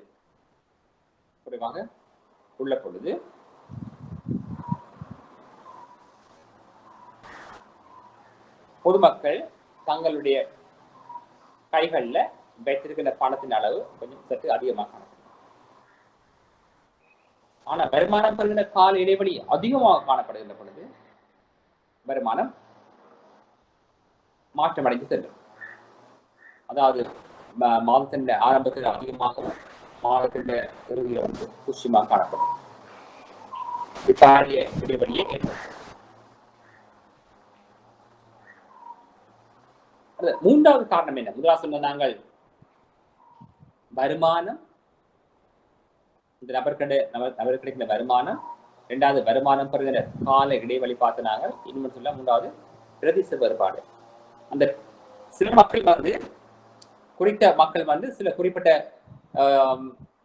இடங்களை வசிப்பினம். அதாவது நான் சொல்லுவோம், உதாரணத்துக்கு அந்த நகரத்தில், அந்த நாட்டினுடைய தலைநகரத்தில் வசிப்பினம், அல்லது ஒரு வெளிநாடுகளை வசிக்கலாம். உங்களுக்கு தெரியும், நாங்கள் இலங்கையில் இருக்கிறோம் சொல்லுவோம். அதே போல அமெரிக்காவில் உங்களோட ஃப்ரெண்ட் இருப்பாருன்னு சொன்னால், அப்போ அந்த உங்களோட ஃப்ரெண்ட் வந்து எப்பொழுதும் வந்து ஒரு மூளை விட அதிகமான பணத்தை தான் கையில் வச்சிருப்பார். காரணம் வந்து அவர் இருக்கிற இடம் பிரதேச வேறுபாடு. அப்போ என்ன சொன்னால், அந்த சிட்டியில் இருக்காருன்னு சொன்னால் அவருக்கு வந்து அதிகமான செலவுகள் ஏற்படும். பயணம் போகிறதுக்கு, பயணம் செல்வதற்கு, அந்த பொருட்களை வாங்குறதுக்கு, மற்றது தரமான பொருட்கள் தான் நாங்கள் சிறு வழியில் கிடைக்கும். ஆகவே அப்படியான பொருட்கள், ஆகவே அந்த இடங்களில் வந்து அந்த வாழ்க்கை செலவு வந்து மிகவும் அதிகமாக காணப்படும். அதை பார்த்தீங்கன்னா வெளிநாடுகளில் அல்லது நகரத்தை பார்த்தீங்கன்னு சொன்னால் அங்கே வந்து செலவு வந்து மிகவும் அதிகமாக காணப்படும். ஆகவே இந்த பிரதேசத்துக்கு பிரதேசம் வந்து எங்களோட செலவீனங்களை வந்து வேறுபட்டு காணப்படும். இதனால் அந்த மக்களுடைய இடையே காணப்படுகின்ற பணத்தினுடைய அளவு அதிகமாக காணப்படும். அதே போல ஒரு சிறிய கிராமத்தில் நாங்கள் வசிப்போம் என்று சொன்னோம் என்றால், சிறிய கிராமத்தில் வந்து எல்லாம் வந்து அநேகமான பொருட்கள் விலைக்குறைந்த அடிப்படையில் அல்லது தாங்கள் சுயமாகவே உற்பத்தி செய்து பெற்றுக்கொள்ளக்கூடிய வகையில் இருக்கும். இவ்வாறு இருக்கின்ற பொழுது அந்த மக்கள் அதிக அளவில் வந்து தம்மிடம் அதிக பணங்களை வைத்திருக்க விரும்புவது இல்லை. ஆகவே சுயமான பொருளாதாரத்தை அல்ல சுய தேவையை பூர்த்தி செய்கின்ற மக்களுக்கு வந்து பணம் வந்து அதிக அளவில் வந்து தாக்கத்தை அல்லது ஏற்படுத்த மாட்டார். ஆகவே பிரதேசம் வந்து கொடுக்கலாங்க நோக்கின் அளவு வந்து மாற்றமடைந்து காணப்படும். உதாரணத்துக்கு வந்து நாங்கள் நியூயோர்க் சொன்னால், நியூயோர்க்ல இருந்து ஒரு வசிப்போம் சொன்னால் அங்கே வந்து எல்லா பொருட்களும் வந்து மிகவும் விலையுயர்வாக காணப்படும். எந்த இடத்தினுடைய அமைப்பு. ஆகவே அங்கே நாங்கள் பொருட்களை கொள்ள செய்யறதுக்காக அதிக பணத்தை வச்சுருக்கோம். அதே பொருள் நாங்கள் இங்கு பொருள் வாங்கிட்டு இப்போ மலிவாக காணும். ஆகவே பிரதேச வேறுபாடானது கொடுக்கல் வாங்கல் வெளியே வந்து தீர்மானிக்கின்ற ஒரு கருவியாக காணப்படுகிறது.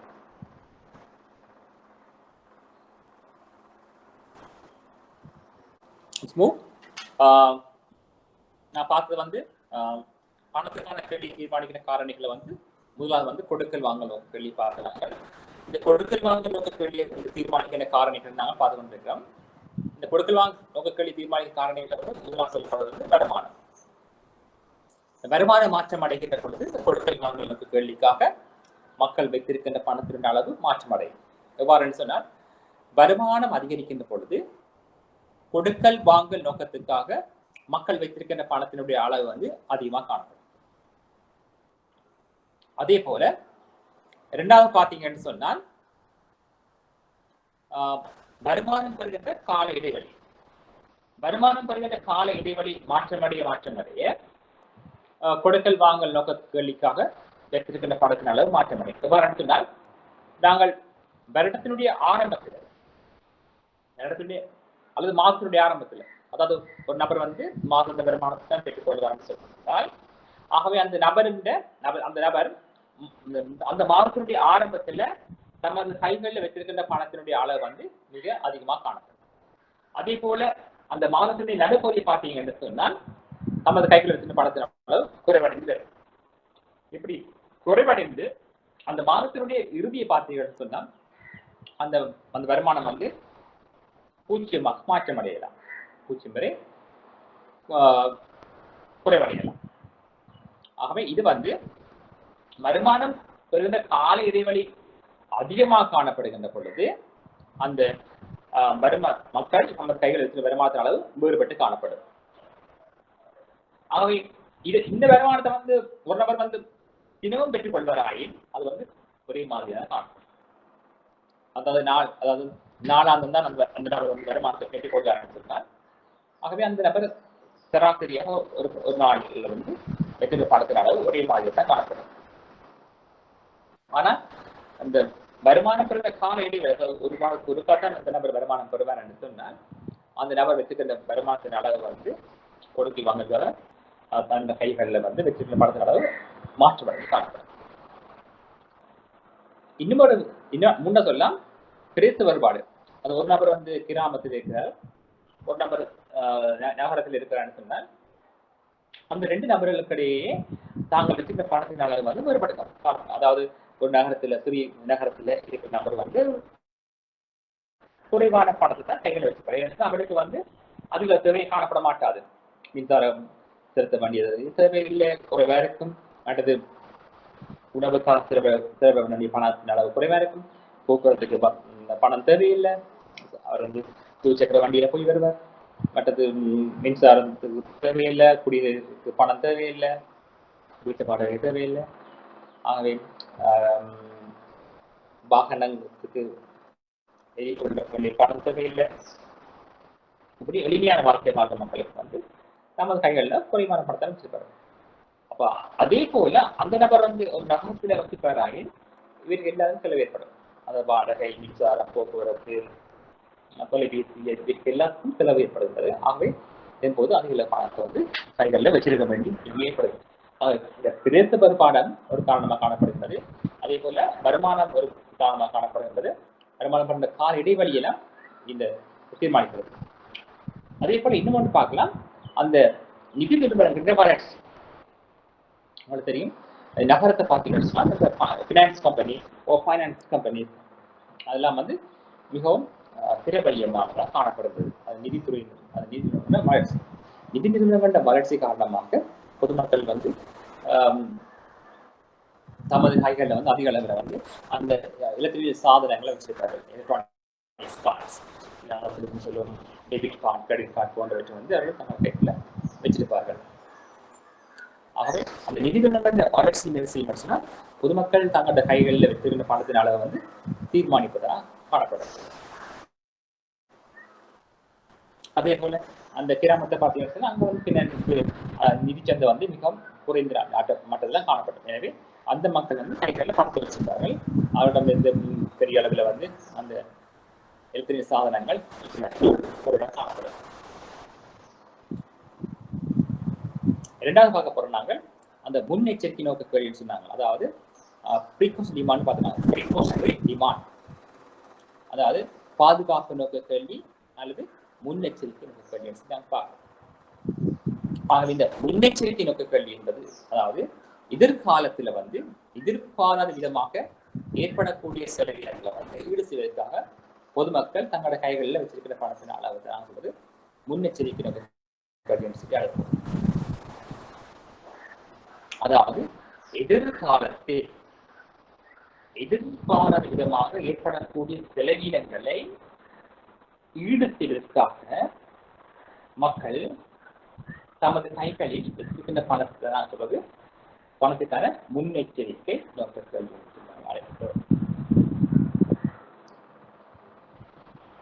இந்த முன்னெச்சரிக்கை கேள்வி தீர்மானிக்கின்ற காரணம் என்னென்னு பார்த்தீங்கன்னு சொன்னால் அதாவது எதிர்பாராத விதமாக ஏற்படுகின்ற நிகழ்வுகள்.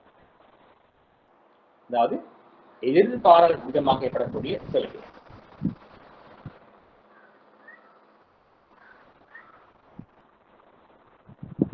இரண்டாவது சொல்வது நாங்கள் பணம் மற்றும் பணத்தின் மூலமாக கிடைக்கக்கூடிய வருமானங்களை நாம் பெற்றுக்கொள்ளலாம். ஆகவே முன்னெச்சரிக்கை நோக்க கேள்வியை தீர்மானிக்கிற காரணிகள்ல முதலாக சொல்லணும் எதிர்பாராத சம்பவங்கள். இதன் முக்கியம் கொடுக்கலாம். அடுத்தது மூன்றாவது பிரிவு. முதலாவது நாங்கள் கொடுக்கல் வாங்கல் நோக்க கேள்வி, நாங்கள் முன்னெச்சரிக்கை நோக்க கேள்வி, மூன்றாவது சொல்றோம் உத்தேச நோக்கு என்று அழைக்கின்றோம். அதான் சொல்லப்பட்ட உத்தேசம் சொன்னா ஸ்பெகுலேட்டிவ் சொல்றாங்க. ஸ்பெகுலேட்டிவ் டிமாண்ட் சொல்றாங்க. அதாவது உத்தேச நோக்க கேள்வி என்று அழைக்கின்றோம். அதாவது உத்தேச நோக்க கேள்வி என்பது, அதாவது ஸ்பெகுலேட்டிவ் டிமாண்ட் என்று சொன்னால் நுகர்வோர் அல்லது மக்கள் தாம் உழைத்த வருமானத்தின் ஒரு பகுதியை வருமானம் உழைத்து தரக்கூடிய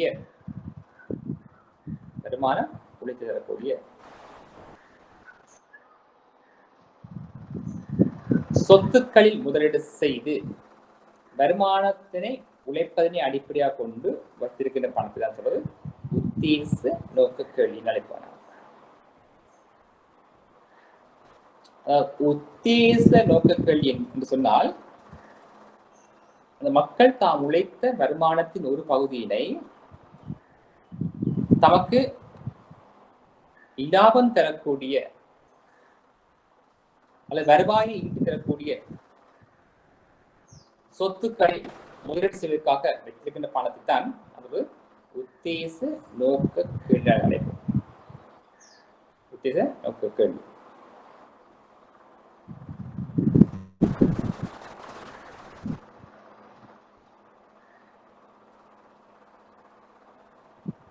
ஆகவே 3 வகையான நோக்கங்கள் வெளி பார்த்த நாங்கள். ஒன்று சொன்னாங்க கொடுக்கல் வாங்கல் நோக்க கேள்வி, transaction for demand, speculative demand, இன்னொரு பிரிவென்டிவ் டிமாண்ட் பார்த்தோம்.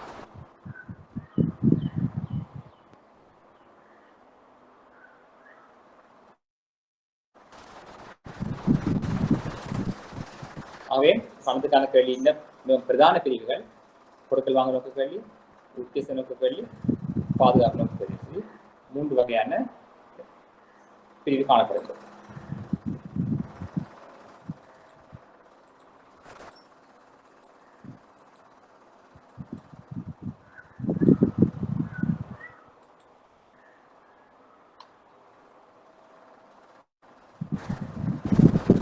இந்த உத்தேச நோக்க கேள்வி என்ன பார்த்தோம்னா,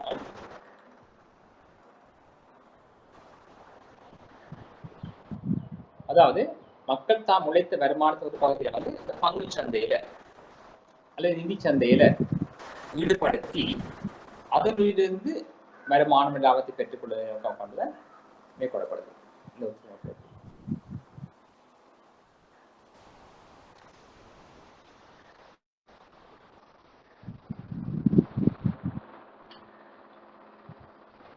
அடுத்தது கேள்வி கேட்கலாம், கடனாக்கம் சொல்லி கேள்வி கேட்கலாம். கடனாக்கம் சொல்லுது கிரெடிட் ஃபீஸ் சொல்லி உங்களிடம் கேள்விகள் கேட்கப்படலாம். கடனாக்கம் என்று சொன்னால் என்ன, கடனாக்கத்தை தீர்மானிக்கின்ற காரணிகள் என்ன, கடனாக்கத்தை கட்டுப்படுத்தும் வழிமுறைகள் யாவை, கடனாக்கத்தினால் எதிர்கால சந்ததியை எவ்வாறு பாதிக்கப்படலாம் சொல்லி நிறைய விளக்கம் தரலாம். இந்த கடனாக்கத்தை அழைக்கிறது வந்து கிரெடிட் கிரியேஷன் அழைப்பாங்க. கிரெடிட் கிரியேஷன் சொல்லி நாங்கள் அழைக்கின்றோம்.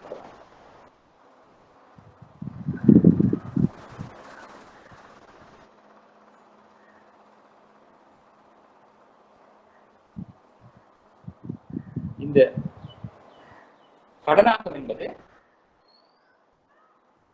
இந்த கடனாக்கத்தை வந்து மேற்கொள்வதற்கான பல நிபந்தனைகள் காணப்படுகிறது. இந்த கடனாக்கத்தை யார் மேற்கொள்ள முடியும்? நிதிச்சந்தையில் காணப்படுகின்ற எல்லா நிறுவனங்களாலும் கடனாக்கத்தை கொள்ள முடியாது. ஒரு சில நிறுவனம் மட்டும்தான் கடன்.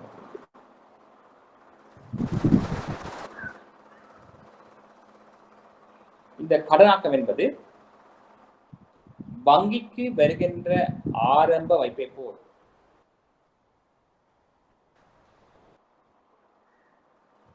வங்கிக்கு வருகின்ற ஆரம்ப வைப்புகளை போல பல மடங்கு கடன்களை உருவாக்கி கொடுப்பதன் நோக்கமாக காணப்பட்டது கடனாக்கம்.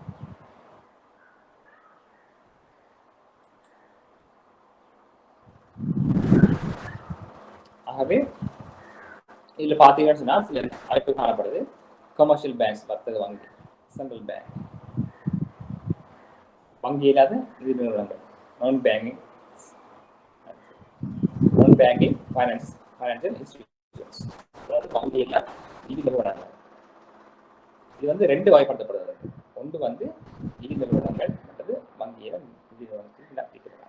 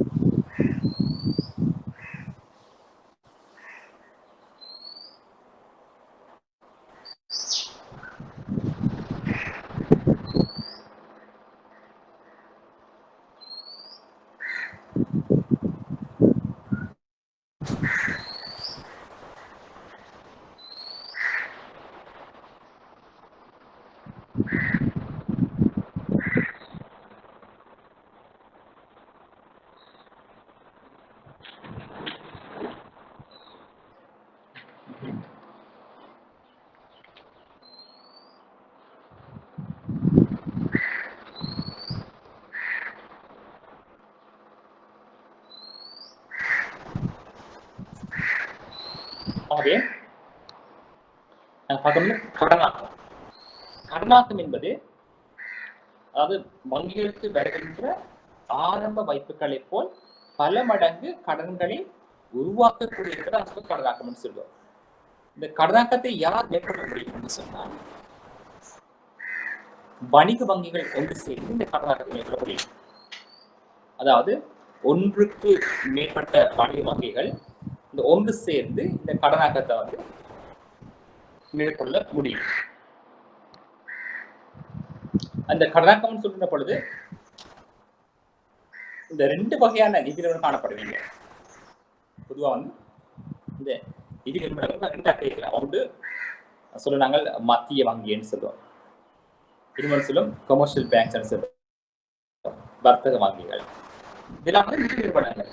அதே போல வங்கி அல்லாத நிதி நிறுவனங்கள், நான் பேங்கிங் ஃபைனான்சியல் இன்ஸ்டிடியூஷன்ஸ் இருக்கலாம். ஆகவே பொதுவாக வந்து நிதி நிறுவனங்களை வந்து நான் மூன்றா பிரிக்கலாம். ஒன்று கமர்ஷியல் பேங்க்ஸ், சென்ட்ரல் பேங்க், மூன்றாவது நான் பேங்கிங் ஃபைனான்சியல் இன்ஸ்டிடியூஷன்ஸ்.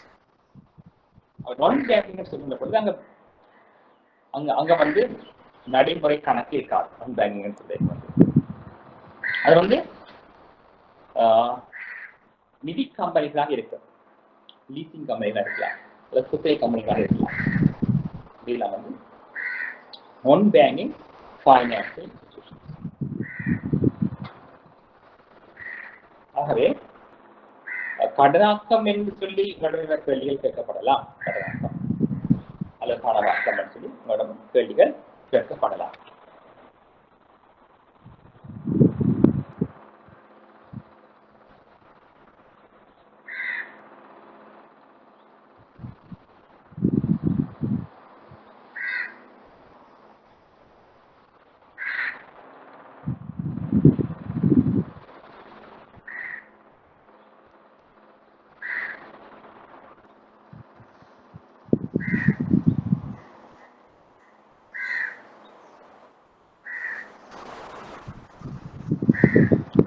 அதே போல பாத்தீங்கன்னு சொன்னால் இந்த நிதி நிறுவனங்கள் சொல்லி பார்க்கிறாங்க.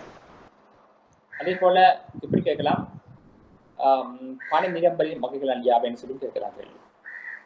பண நிரம்பலின் வகைகள் யாவை அப்படின்னு சொன்னா தெரியும். ஒடுங்கிய பணம் தெரியும், M1 சொல்லுவோம் நாங்கள்.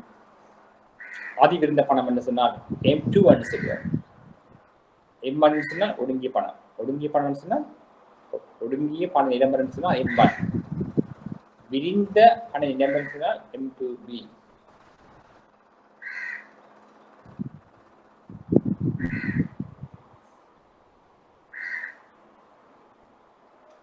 ஆகவே பண நிரம்பல் வகை பற்றி பார்க்க போயிருக்கிறாங்க. சொல்லுவோம் ஒடுங்கிய பண நிரம்பல், narrow money supply, narrow money supply M1. M2 சொல்லி அழைக்கப்படுது விரிந்த பண நிரம்பல், விரிந்த பண நிரம்பல் M2.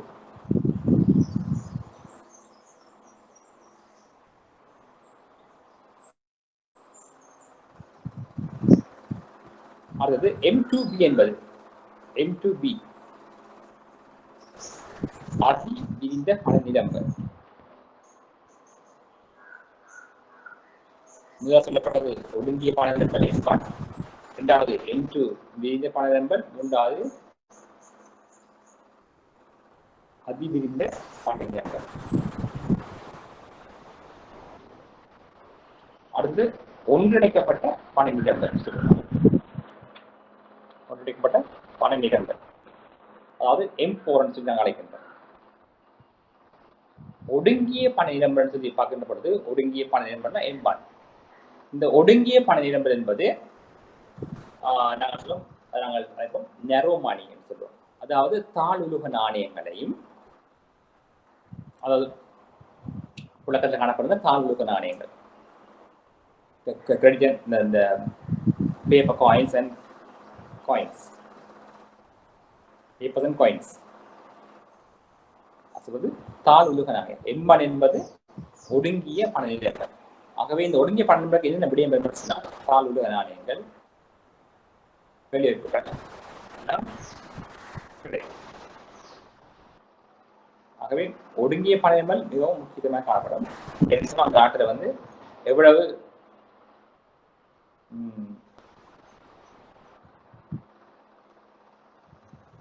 பணத்தின் அளவு காணப்படும். அதாவது M1 என்பது அந்த சுற்றோட்டத்தில் வந்து சுற்றோட்டத்தில் எவ்வளவு பணம் வந்து புழக்கத்தில் காணப்படுகிறது. அதே போல வந்து பொதுமக்களின் பேர்ல வந்து வங்கிகளில் இவ்வளவு பணம் இருக்குது, வெளியே அளவுடன் நோக்கம் கொண்டிருக்கலாம். ஆகவே M1 சொல்லி கேட்டால் நமக்கு தெரியும் குறுகிய பண நிரம்பல், அது குறுகிய பண நிரம்பல் சொல்லுவோம். இது வந்து தாளுலக நாணயங்களையும் மற்றும் கேள்வி வைப்புகளையும் உள்ளடக்கிய காணப்படுகின்றது.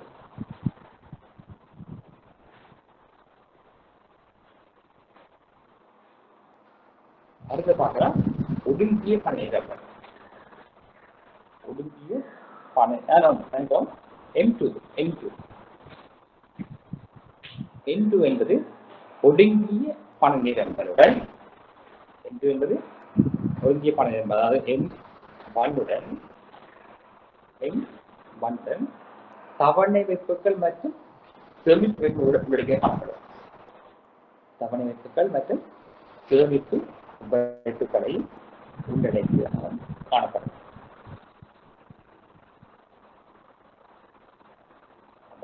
M2.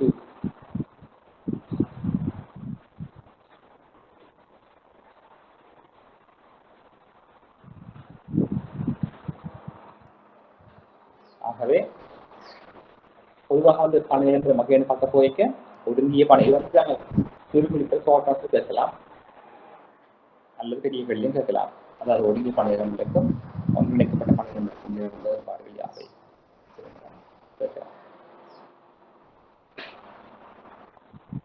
ஆகவே பண நிரம்பல் வகைன்னு பார்க்க போய்க்க M1, M2, M2B, M4.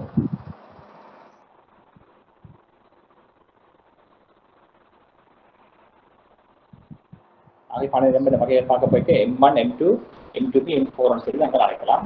ஒடுங்கிய பண நிரம்பல், விரிந்த பண நிரம்பல், அதிபீத பண நிலங்கள் ஒன்றிணைக்கப்பட்ட பண நிலம் என்று நாங்கள் அழைக்கிறோம்.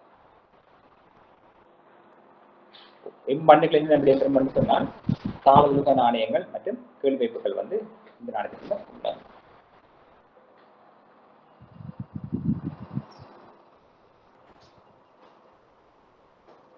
அடுத்தது விரிந்த பண நிலம் M2. விரிந்த பண நிலங்கள். இந்த விரிந்த பண நிலம் சொன்னால் ஒடுங்கிய பண நிலங்களோட ப்ரோட் மணி அப்படின்னு சொன்னாங்க. ஒடுங்கிய பண நிலங்களோட அதாவது எம்பண்ணுடன் தவணை வாய்ப்புகள் மற்றும் சேமிப்புகளை கூட்டி பெறுவதற்கு கிடைக்கிறது.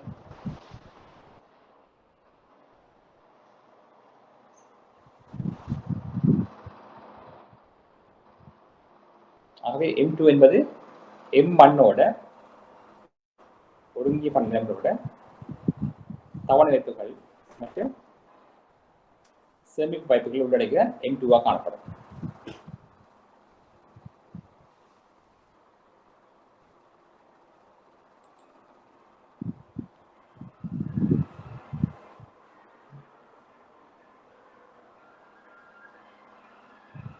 அடுத்தது அதிவிரிந்த பணம் M2B. M2B என்று கொடுத்துக்கலாம். M2B சொன்னால் அதிவிரிந்த பணம் என்று. அப்ப M2B என்ன சொன்னால் அந்த விரிந்த பண நிலங்கள், விரிந்த பண நிலங்களோட வதியாத வெளிநாட்டு சட்டமுறை பணமும் இதே போல வெளிநாட்டு சட்டமுறை பண வங்கியாக காணப்படும் வதிவோருக்குரிய தவணை மற்றும் சேமிப்புகளை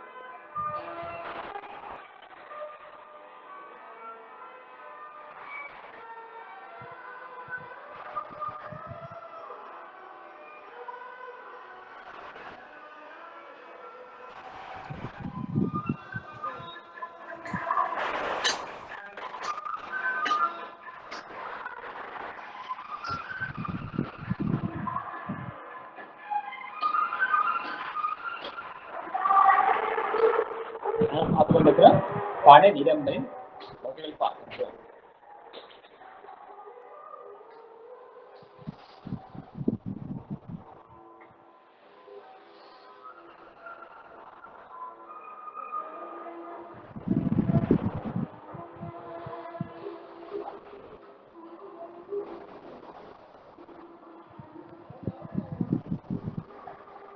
சரி பார்க்கலாம். பண வகை பார்த்துருக்கோம். M1, M2, M2B, M4 பார்த்துருக்கோம். M1 M1 என்பது அதிகுறிந்த பண நிறங்கள், அதுக்கு தாழ்வு நாணயம் மற்றும் கேள்வி உள்ளடக்கிய காணப்படும். விரிந்த பணம் சொல்லி அழைக்கும் பொழுது ஒடுங்கிய பண நிறங்களோட கேள்வி வைப்புகள் மற்றும் தவணை வைப்புகளை வந்து உள்ளடக்கிய காணப்படுகிறது. அதே போல அதிவிரிந்த பணம் M2B என்று சொல்லி அழைக்கின்ற பொழுது இந்த விரிந்த பண நிறங்களோட வதியாத வெளிநாட்டு சட்டமுறை பண கணக்குகளில் உள்ள தவணை வைப்புகள் மற்றும் சேமிப்பு வைப்புகள்.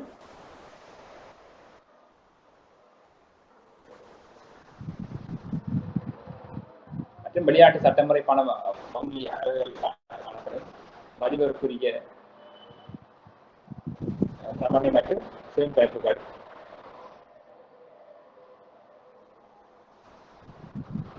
M4 பார்க்க போயிங்க. M4 என்பது அனுமதிப்பத்திரம் பெறப்பட்ட விசேட வங்கிகளில் உள்ள பொதுமக்களின் சேமிப்பு உள்ளடக்கிய காணப்படும். அதே போல பதிவு செய்யப்பட்ட நிதி நிறுவனங்களில் உள்ள சொத்துக்களின் வைப்புகளையும் உள்ளடக்கிய காணப்படும்.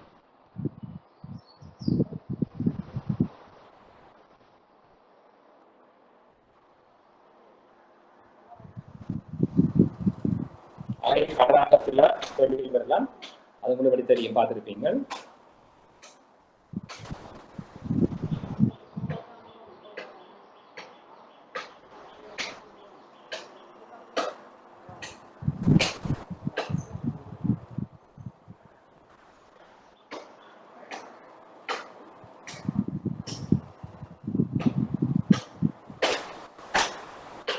உதாரணம் பார்ப்போம். காசு ஒதுக்கி வீதம் 10%. காசு ஒதுக்கி வீதம் 10%. ஆரம்ப வைப்பு 1000. ஆரம்ப வைப்பு 1000. நீங்கள் காண வேண்டியது என்னன்னு சொன்னால், காசு ஒதுக்கி வீதம் 10%. ஆரம்ப வைப்பு 1000.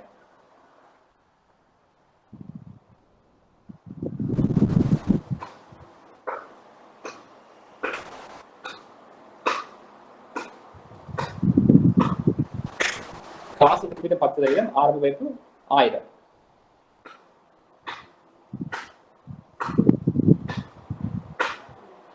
கடனாக்க பெருக்கி என்று சொல்லி கேட்டால், கடனாக்க பெருக்கி என்பது k into 1/100 divided by 10. ஆகவே காசு ஒதுக்கி வீதம் 10% சொன்னால் கடனாக்க பெருக்கி வந்து 10 இருக்குமீங்க.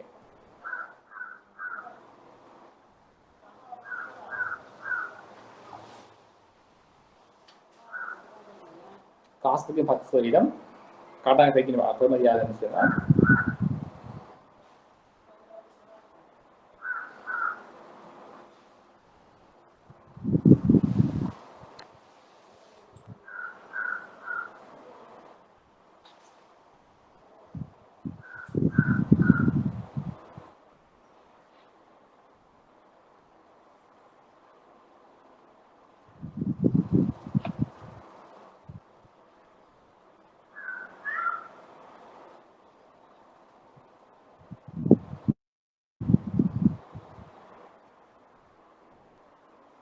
the total deposits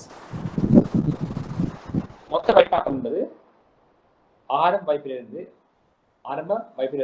இறுதி பண பெருப்பதன் மூலம் மொத்த வைப்பாக்கம் கிடைக்கும்.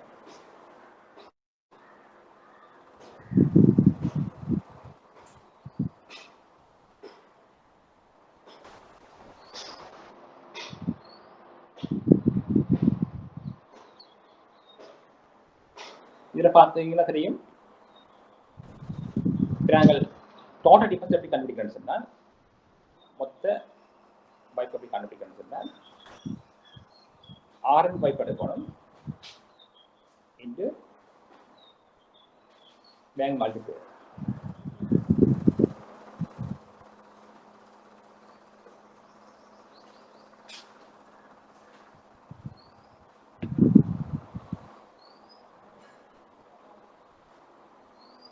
மொத்த வைப்பு எப்படி காண்பிச்சுன்னா, ஆரம்ப வைப்பினை பணப்பெருக்கியால் பெருப்பதன் மூலம் மொத்த வைப்பாக கிடைக்கும்.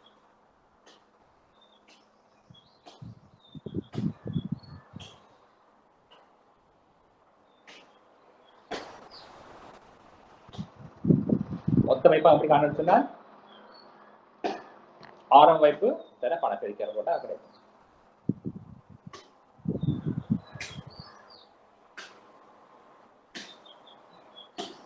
ஆகவே மொத்த வைப்பு காரணம்னா ஆரம்ப வைப்பினை பணப்பெருக்கியால் பெருக்குவதன் மூலம் கிடைக்கும். ஆகவே மொத்த வைப்பு வந்து 1000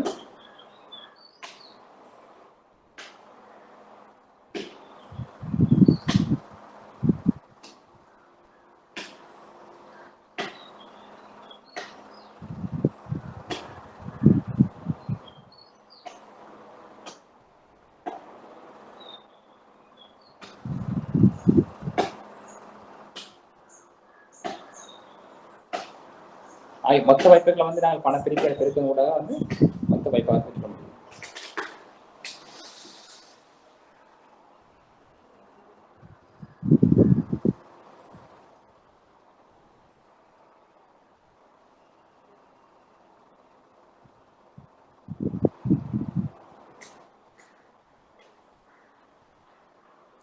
மொத்த வைப்பாகம் 10,000. மொத்த காசு காணப்படும். மொத்த காசு ஒதுக்க மொத்த வைப்பு 10,000, 10 வீதம் காசு வீதம். ஆகவே மொத்த வைப்பு 10,000, மொத்த காசு 1000, 9,000 மொத்த கடன். அந்த வைப்பு ஆரம்ப வைப்போட 1000.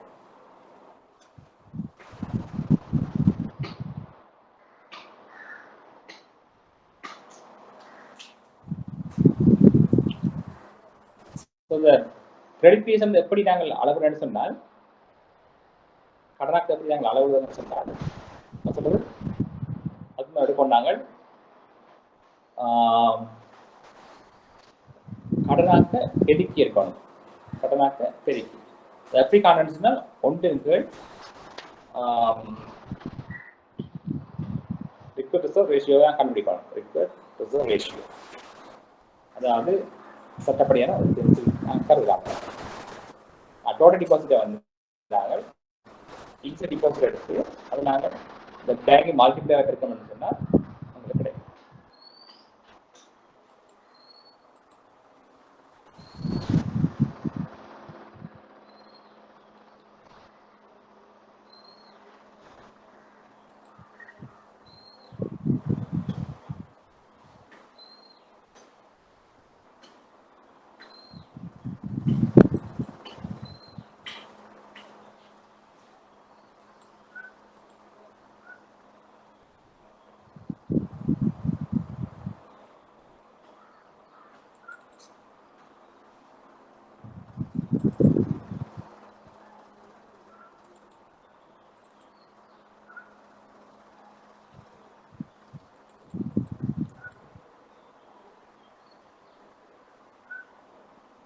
அதே போல எப்படியும் கேள்வி கேட்கலாம், பணத்தின் பரிணாம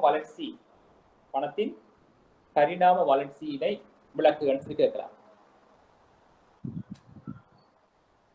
அப்படி கேட்டேன்னு சொன்னால் உங்களுக்கு சொல்லுவோம், நீங்கள் பணம் வந்து ஆரம்ப காலத்துல வந்து பணம் என்ற கருவி பயன்படுத்தப்படுகிறது.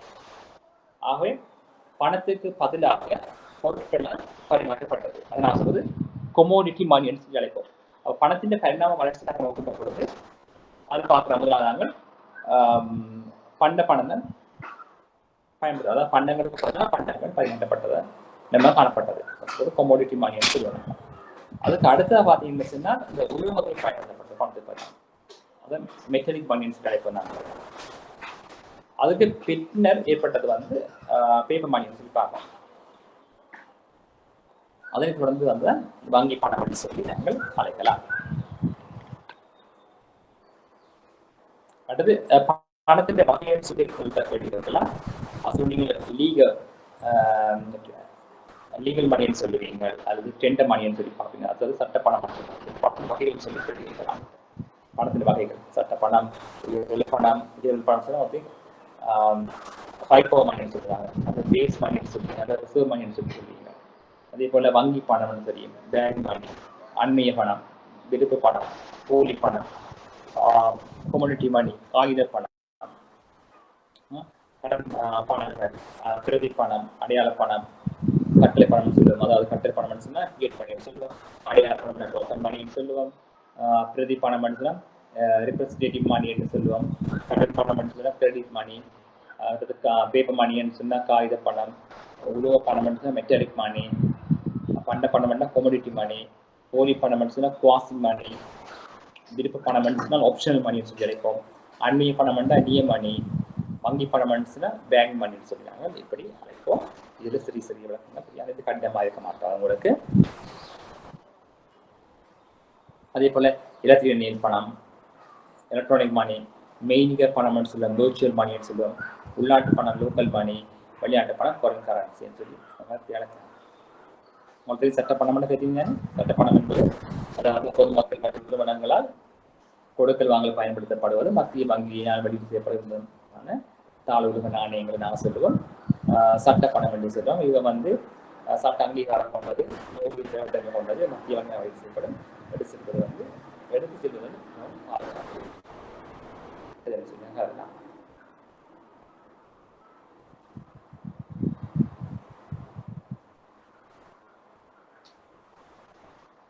அடுத்து வந்து பணத்தின் தொழிற்பாடு சொல்லி கேட்கலாம். பணத்து தொழிற்பாடு ஒரு 4 தெரியும், அது பேசிக் தானே உங்களுக்கு தெரியும். மீடியம் எக்ஸ்சேஞ்ச் பரிமாற்ற தொழிற்பாடு, மெஷர் ஆஃப் வேல்யூ பெருமான அளவு தொழிற்பாடு, பிற்போடப்பட்ட கொடுப்பன தொழிற்பாடு, ஸ்டாண்டர்ட் ஆஃப் டிஃபர்ட் பேமெண்ட் தெரியும். அதே போல பெருமானத்திற்கு ஸ்டோர் வேல்யூ சொல்லிக்கிறது பணத்தின் தொழிற்பாடுகள் தெரிஞ்சிருக்கும். அதே போல பணத்தின் முக்கியத்துவம், இம்பார்ட்டன்ஸ் ஆஃப் மணின்னு சொல்லி கேட்கலாம், சிக்னிஃபிகன்ஸ் ஆஃப் மணின்னு கேட்கலாம். பணம் அப்படின்னு சொன்னா பணமானது கொடுக்கல் வாங்கல வந்து இலகுபடுத்துது. அடுத்தது வர்த்தகம் வந்து வளர்ச்சி அடைவதற்கு அது முன்னெடுத்து இருக்க வந்து மிக முக்கியமான காணப்படுகிறது. அந்த தொழில் பிரிப்பு மென்பொருள் பயிற்சி போன்றவற்றை ஏற்படுத்துவதற்கு வந்து இது வந்து முக்கியமாக காணப்படுகிறது. அடுத்தது பணமானது நுகர்வோர் மற்றும் உற்பத்தியாளர் திருப்தியினை மற்றும் லாபத்தை உறுதிப்படுத்துவதற்கு உதவ காணப்படுகிறது. மேலும் இந்த பொருளாதாரமான எக்கானமிக் டிசிஷன் போன்றவற்றை விடுவதற்கு இது பணம் காணப்படுகின்றது. அதே போல டெக்னிக்கலாம், அதாவது அபிவிருத்தி அடைந்த நாடுகளில் வந்து பொருளாதார அபிவிருத்தி ஏற்படுத்துவதில் பணத்தினுடைய பிரதிபாகம் என்னன்னு சொல்லி எக்கானமி டெவலப்பிங் கான்ட்ரிஸ் சொல்லுவாங்க. அதாவது role of money in economic development of developing countries. அதாவது அபிவிருத்தி அடைந்த ஒரு நாடுகளில் வந்து பொருளாதார அபிவிருத்தியை ஏற்படுத்துவது பணத்தினுடைய பங்குரியாக கேட்கலாம். அந்த பணம் வந்து உற்பத்தி திறன் மற்றும் பொருளாதார வளர்ச்சியை ஊக்குவிக்கின்றது. தொழிற்பிரிப்பு லேபர் தொழிற்பிரிப்பு ஏற்படுத்துது மற்றும் கட்டாய சேமிப்பை ஏற்படுத்துகின்றது. மணி போஸ்ட் இருக்கு. பணமானது முதலீட்டை மேம்படுத்த உதவுது. அதாவது மணி ப்ரமோட் இன்வெஸ்ட்மெண்ட் நாங்கள் இதை வந்து மற்றது பொருளாதார வளர்ச்சியை ஏற்படுத்துது. அதே போல எக்கானமிக் குரோத் போன்றவற்றை வந்து ஏற்படுத்த காணப்படுகிறது. அதே போல இப்படி கேட்கலாம், system of manage currency standing சொல்லுவாங்க. அதாவது பணத்தின் பெருமதியை அல்லது தரத்தினை பாதுகாத்து, அதாவது ஆகக்கூடிய இருக்கப்பட்ட அதாவது இந்த ரிசர்வ் பணமானது அதனுடைய பெருமதியை வந்து பாதுகாக்கக்கூடிய வகையில் வந்து செயற்படப்படும். அடுத்தது மாற்றக்கூடிய காகித பணம் சொல்றாங்க. அதாவது பணம் வந்து கன்வெர்ட்டிபிள் பேப்பர் மணியா இருக்கும். அதே போல மாற்ற முடியாத பணமாக இருக்கும். இன்கன்வெர்ட்டபிள் மணியாக இருக்கும். இப்படி பணம் தொடர்பாக வந்து பல்வேறு கேள்விகள் உங்களிடமிருந்து எதிர்பார்க்கப்படலாம். ஆக நீங்கள் அதுக்கு தயார்படுத்தக்கூடிய வகையில் இருக்க வேண்டும். அதே போல வந்து நாணய கடன் சம்பந்தமான விடயத்தை நீங்கள் பார்க்க வேண்டும். அதை பார்த்தீங்கன்னு சொன்னால் இந்த நாணய முறையும் இந்த வங்கி என்று பார்க்க போயிருக்க 1959ஆம் ஆண்டு 58ஆம் இலக்க நாணய சட்டத்தில் குறிப்பிடப்பட்டவாறு இலங்கை நாணயங்கள் வெளியிடுவதற்கு மத்திய வங்கியில் ஏகப்பட்ட அங்கீகாரத்தை கொண்டிருக்கின்றது சொல்லிக்கொள்ள தெரிஞ்சிருக்க வேண்டும். அதே போல 1988ஆம் ஆண்டு 30ஆம் இலக்க வங்கி சட்டம் வந்து இந்த வங்கி தொழில வந்து நடவடிக்கைகளை மேற்கொள்வதற்கு உதவியாக காணப்படுகிறது.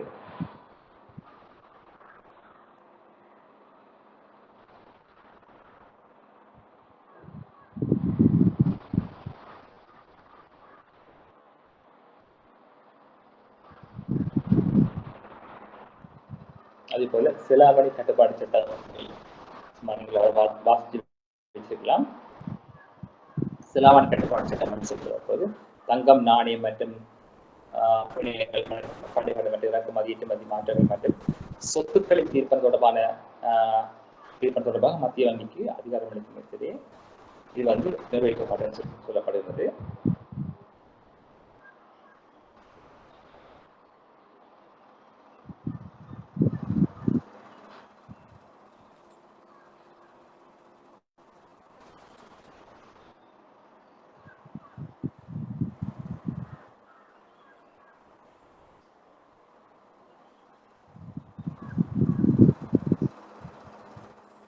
அதே போல சில இப்படி கேட்கலாம் கேள்வி உங்களுக்கு, நல்ல பணத்தின் பண்புகள் யாவை என்று சொல்லி கேட்கலாம்.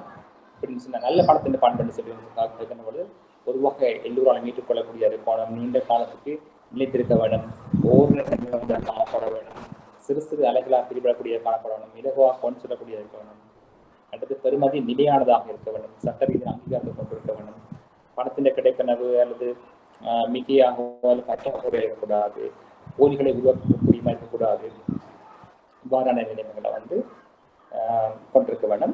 அதே விட பணத்தின் உங்களுக்கு தொழிற்பாடு தெரியும், அதை பார்த்துருக்கிறீங்க.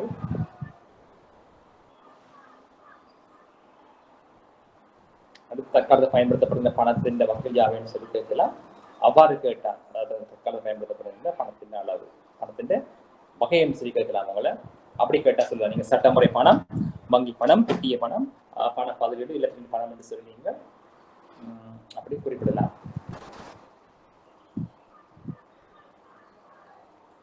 அதே போல இப்படி கேட்கலாம், பணத்துக்கான கேள்வி தாக்கம் செலுத்தும் காரணிகள் யாவை, பணத்துக்கான கேள்வி தாக்கம் செலுத்தும் காரணிகள் யாவைன்னு சொல்லி கேட்கலாம். அல்லது பணத்துக்கான கேள்வி தீர்மானிக்கும் காரணிகள் சொல்லி கேட்கலாம். அப்படின்னு சொன்னாங்க வருமானம், வட்டி வீதம், விலை மட்டம், எதிர்பார்க்கை, நிறுவன காரணிகள், இன்சென்றை போன்றதை நீங்கள் குறிப்பிடலாம்.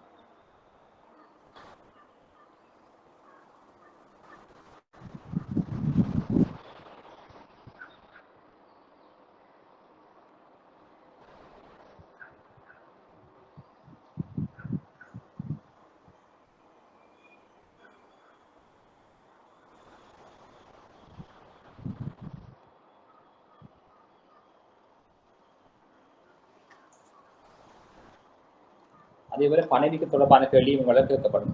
பணவீக்க தொடர்பான கேள்வி உங்களிடமிருந்து கேட்கப்படலாம். பணவீக்கம் என்று சொல்லி பார்க்கின்ற பொழுது, பணவீக்கம் என்று சொன்னால் என்ன, அடுத்தது பணவீக்கத்தால் பொருளாதார ஏற்படக்கூடிய நன்மைகள் யாவை, அது தீமைகள் யாவை என்று சொல்லி கேட்கிறோம். அதேமா பணவீக்கத்தால் தீமைகளும் அதிகமாக இருக்கும். ஆனா சிறிய நன்மைகள் ஒன்று ஏற்படலாம். அப்படின்னு சொன்னால், அந்த பொருளாதார மந்தம் காணப்படுகின்ற பொழுது புதிய அளவிலான பணவீக்கம் வந்து அந்த உற்பத்தியாளருக்கு ஒரு லாபத்தை ஏற்படுத்தி உற்பத்தியில அதிக அளவு மக்கள் ஈடுபடக்கூடிய வகையில ஒரு ஊக்கத்தை ஏற்படுத்தும் என்று சொல்லி நாங்கள் பார்க்கலாம். பெரிய சாதகமான நிலைமை. ஆனால் பணவீக்கம் மிகவும் குறைந்த மட்டத்துல பாதுகாக்கப்பட வேணும், குறைந்த மட்டத்துல பேணப்பட வேணும். உச்ச மட்டத்துல பணவீக்கங்கள் இருக்கக்கூடாது. இதெல்லாம் பொருளாதாரத்துக்கு பாதகமான விளைவுகளை தான் ஏற்படுத்தும் என்று சொல்லி நான் சொல்லுவேன்.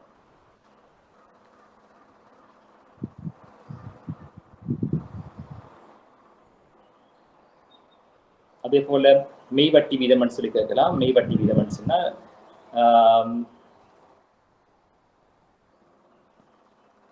ரியல் இன்ட்ரெஸ்ட்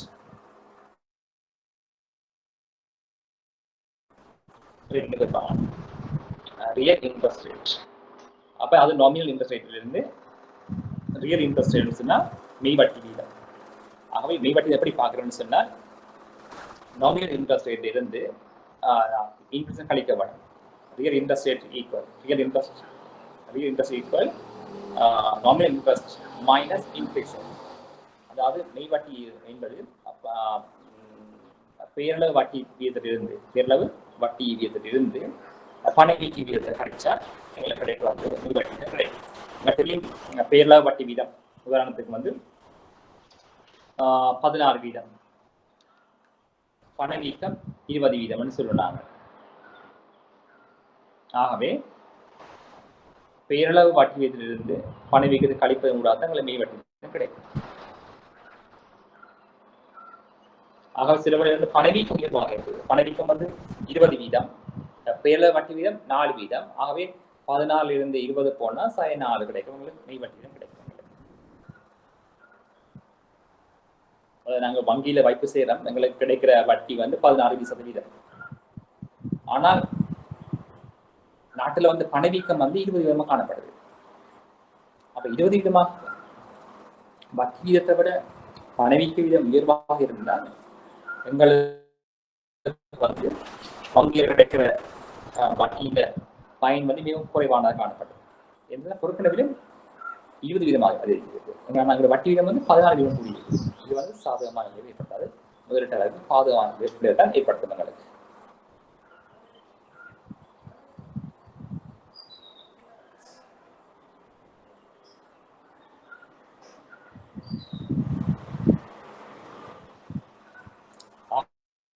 இந்த மெய்வட்டி வீதமானது இந்த எதிர்கணிய பெறுமதியை பெறுவது யாரை பாதிக்கும் என்று சொன்னால், இந்த அதிகமாக நிரந்தர வருமானம் பெறும் உத்தியோகத்தில் அதாவது மக்களை அது பாதிக்கும். அதாவது சொன்னா, இந்த பணவீக்கம் உயர்வாக இருக்குது, ஆனா வட்டி வீதம் குறைவாக இருக்குது. உங்களுக்கு தெரியும், நிரந்தர வருமானம் பெறும் மக்கள், அதாவது அரசாங்க உத்தியோகத்தர்கள் அல்லது மற்றும் ஓய்வூதியம் பெறுபவர் வந்து நமக்கு நிதியான வருமானம் கிடைக்கும், அல்லது நிதியான சொத்துக்களிலிருந்து வருமானத்தை பெற்றுக் கொண்டு வருகின்றோம். வங்கிகளில் முதலீடு செய்து அதன் ஊடாக வட்டி வருமானத்தில் வாழ்க்கை நடத்தும் மக்களுக்கு அதிகளவான பணவீக்கம் பாதகமான விளைவிக்கப்படுது. அதாவது ஓய்வூதியம் பெறுவோர், அலுவலக பணியாளர்கள், அரசு சேவையில் உள்ளவர்கள் மற்றும் அரசு கிடைக்கும் சமூகங்களில் கொடுப்பனர்களை தங்கி இருப்போர், நிலையான வருமானம் பெறுவோருக்கு இந்த அதிகளவான பணவீக்கம் பாதகமான விளைவுகளை ஏற்படுத்தும். ஏன்னு சொன்னால் அவருடைய வருமானம் அதிகரிக்க மாட்டாது, ஆனால் இந்த பணவீக்கம் இருக்கிறபடியால் அவர்கள் அதிக அளவில் பாதிப்படைகளை காணப்படுகிறார்.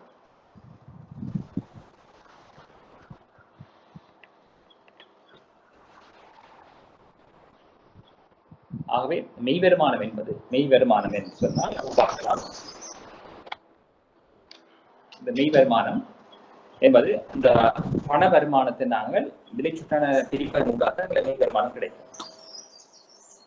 பணவீக்கத்தை அதாவது மெய் வருமானம் என்பது பண வருமானத்தை விலைச்சுட்டான பிரிப்பதன் ஊடாக நாங்கள் மெய் வருமானத்தை நாங்கள் பெற்றுக்கொள்ளக்கூடிய மாதிரி இருக்கும்.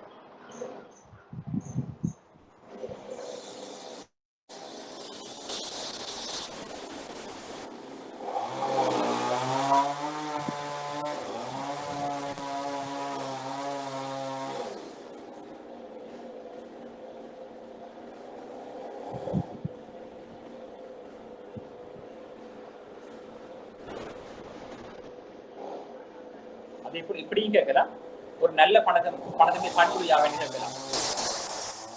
நல்ல பணத்துடைய பண்புகள் யாவைன்னு சொல்லி மட்டும் கேட்கலாம் கேள்வி. நல்ல பணத்துடைய பண்புகள் யாவைன்னு சொல்லி உங்கள்கிட்ட கேள்வி கேட்கப்படலாம்.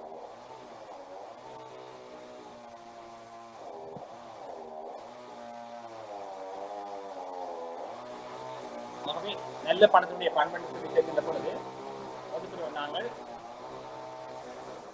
பொதுவாக எல்லோரால் மீட்டுக் கொள்ளக்கூடிய இருக்க வேண்டும், நீண்ட காலத்துக்கு நிலைத்திருத்தல், ஒவ்வொரு தன்மை வாய்ந்ததாக காணப்பட வேண்டும், அந்த சிறு சிறு அளவில் கைவிடக்கூடிய தன்மையாக இருக்க வேண்டும், இலக்குகளை கொண்டு செல்லக்கூடிய இருக்க வேண்டும், சட்ட ரீதி அங்கீகாரத்தை கொண்டிருக்க வேண்டும்,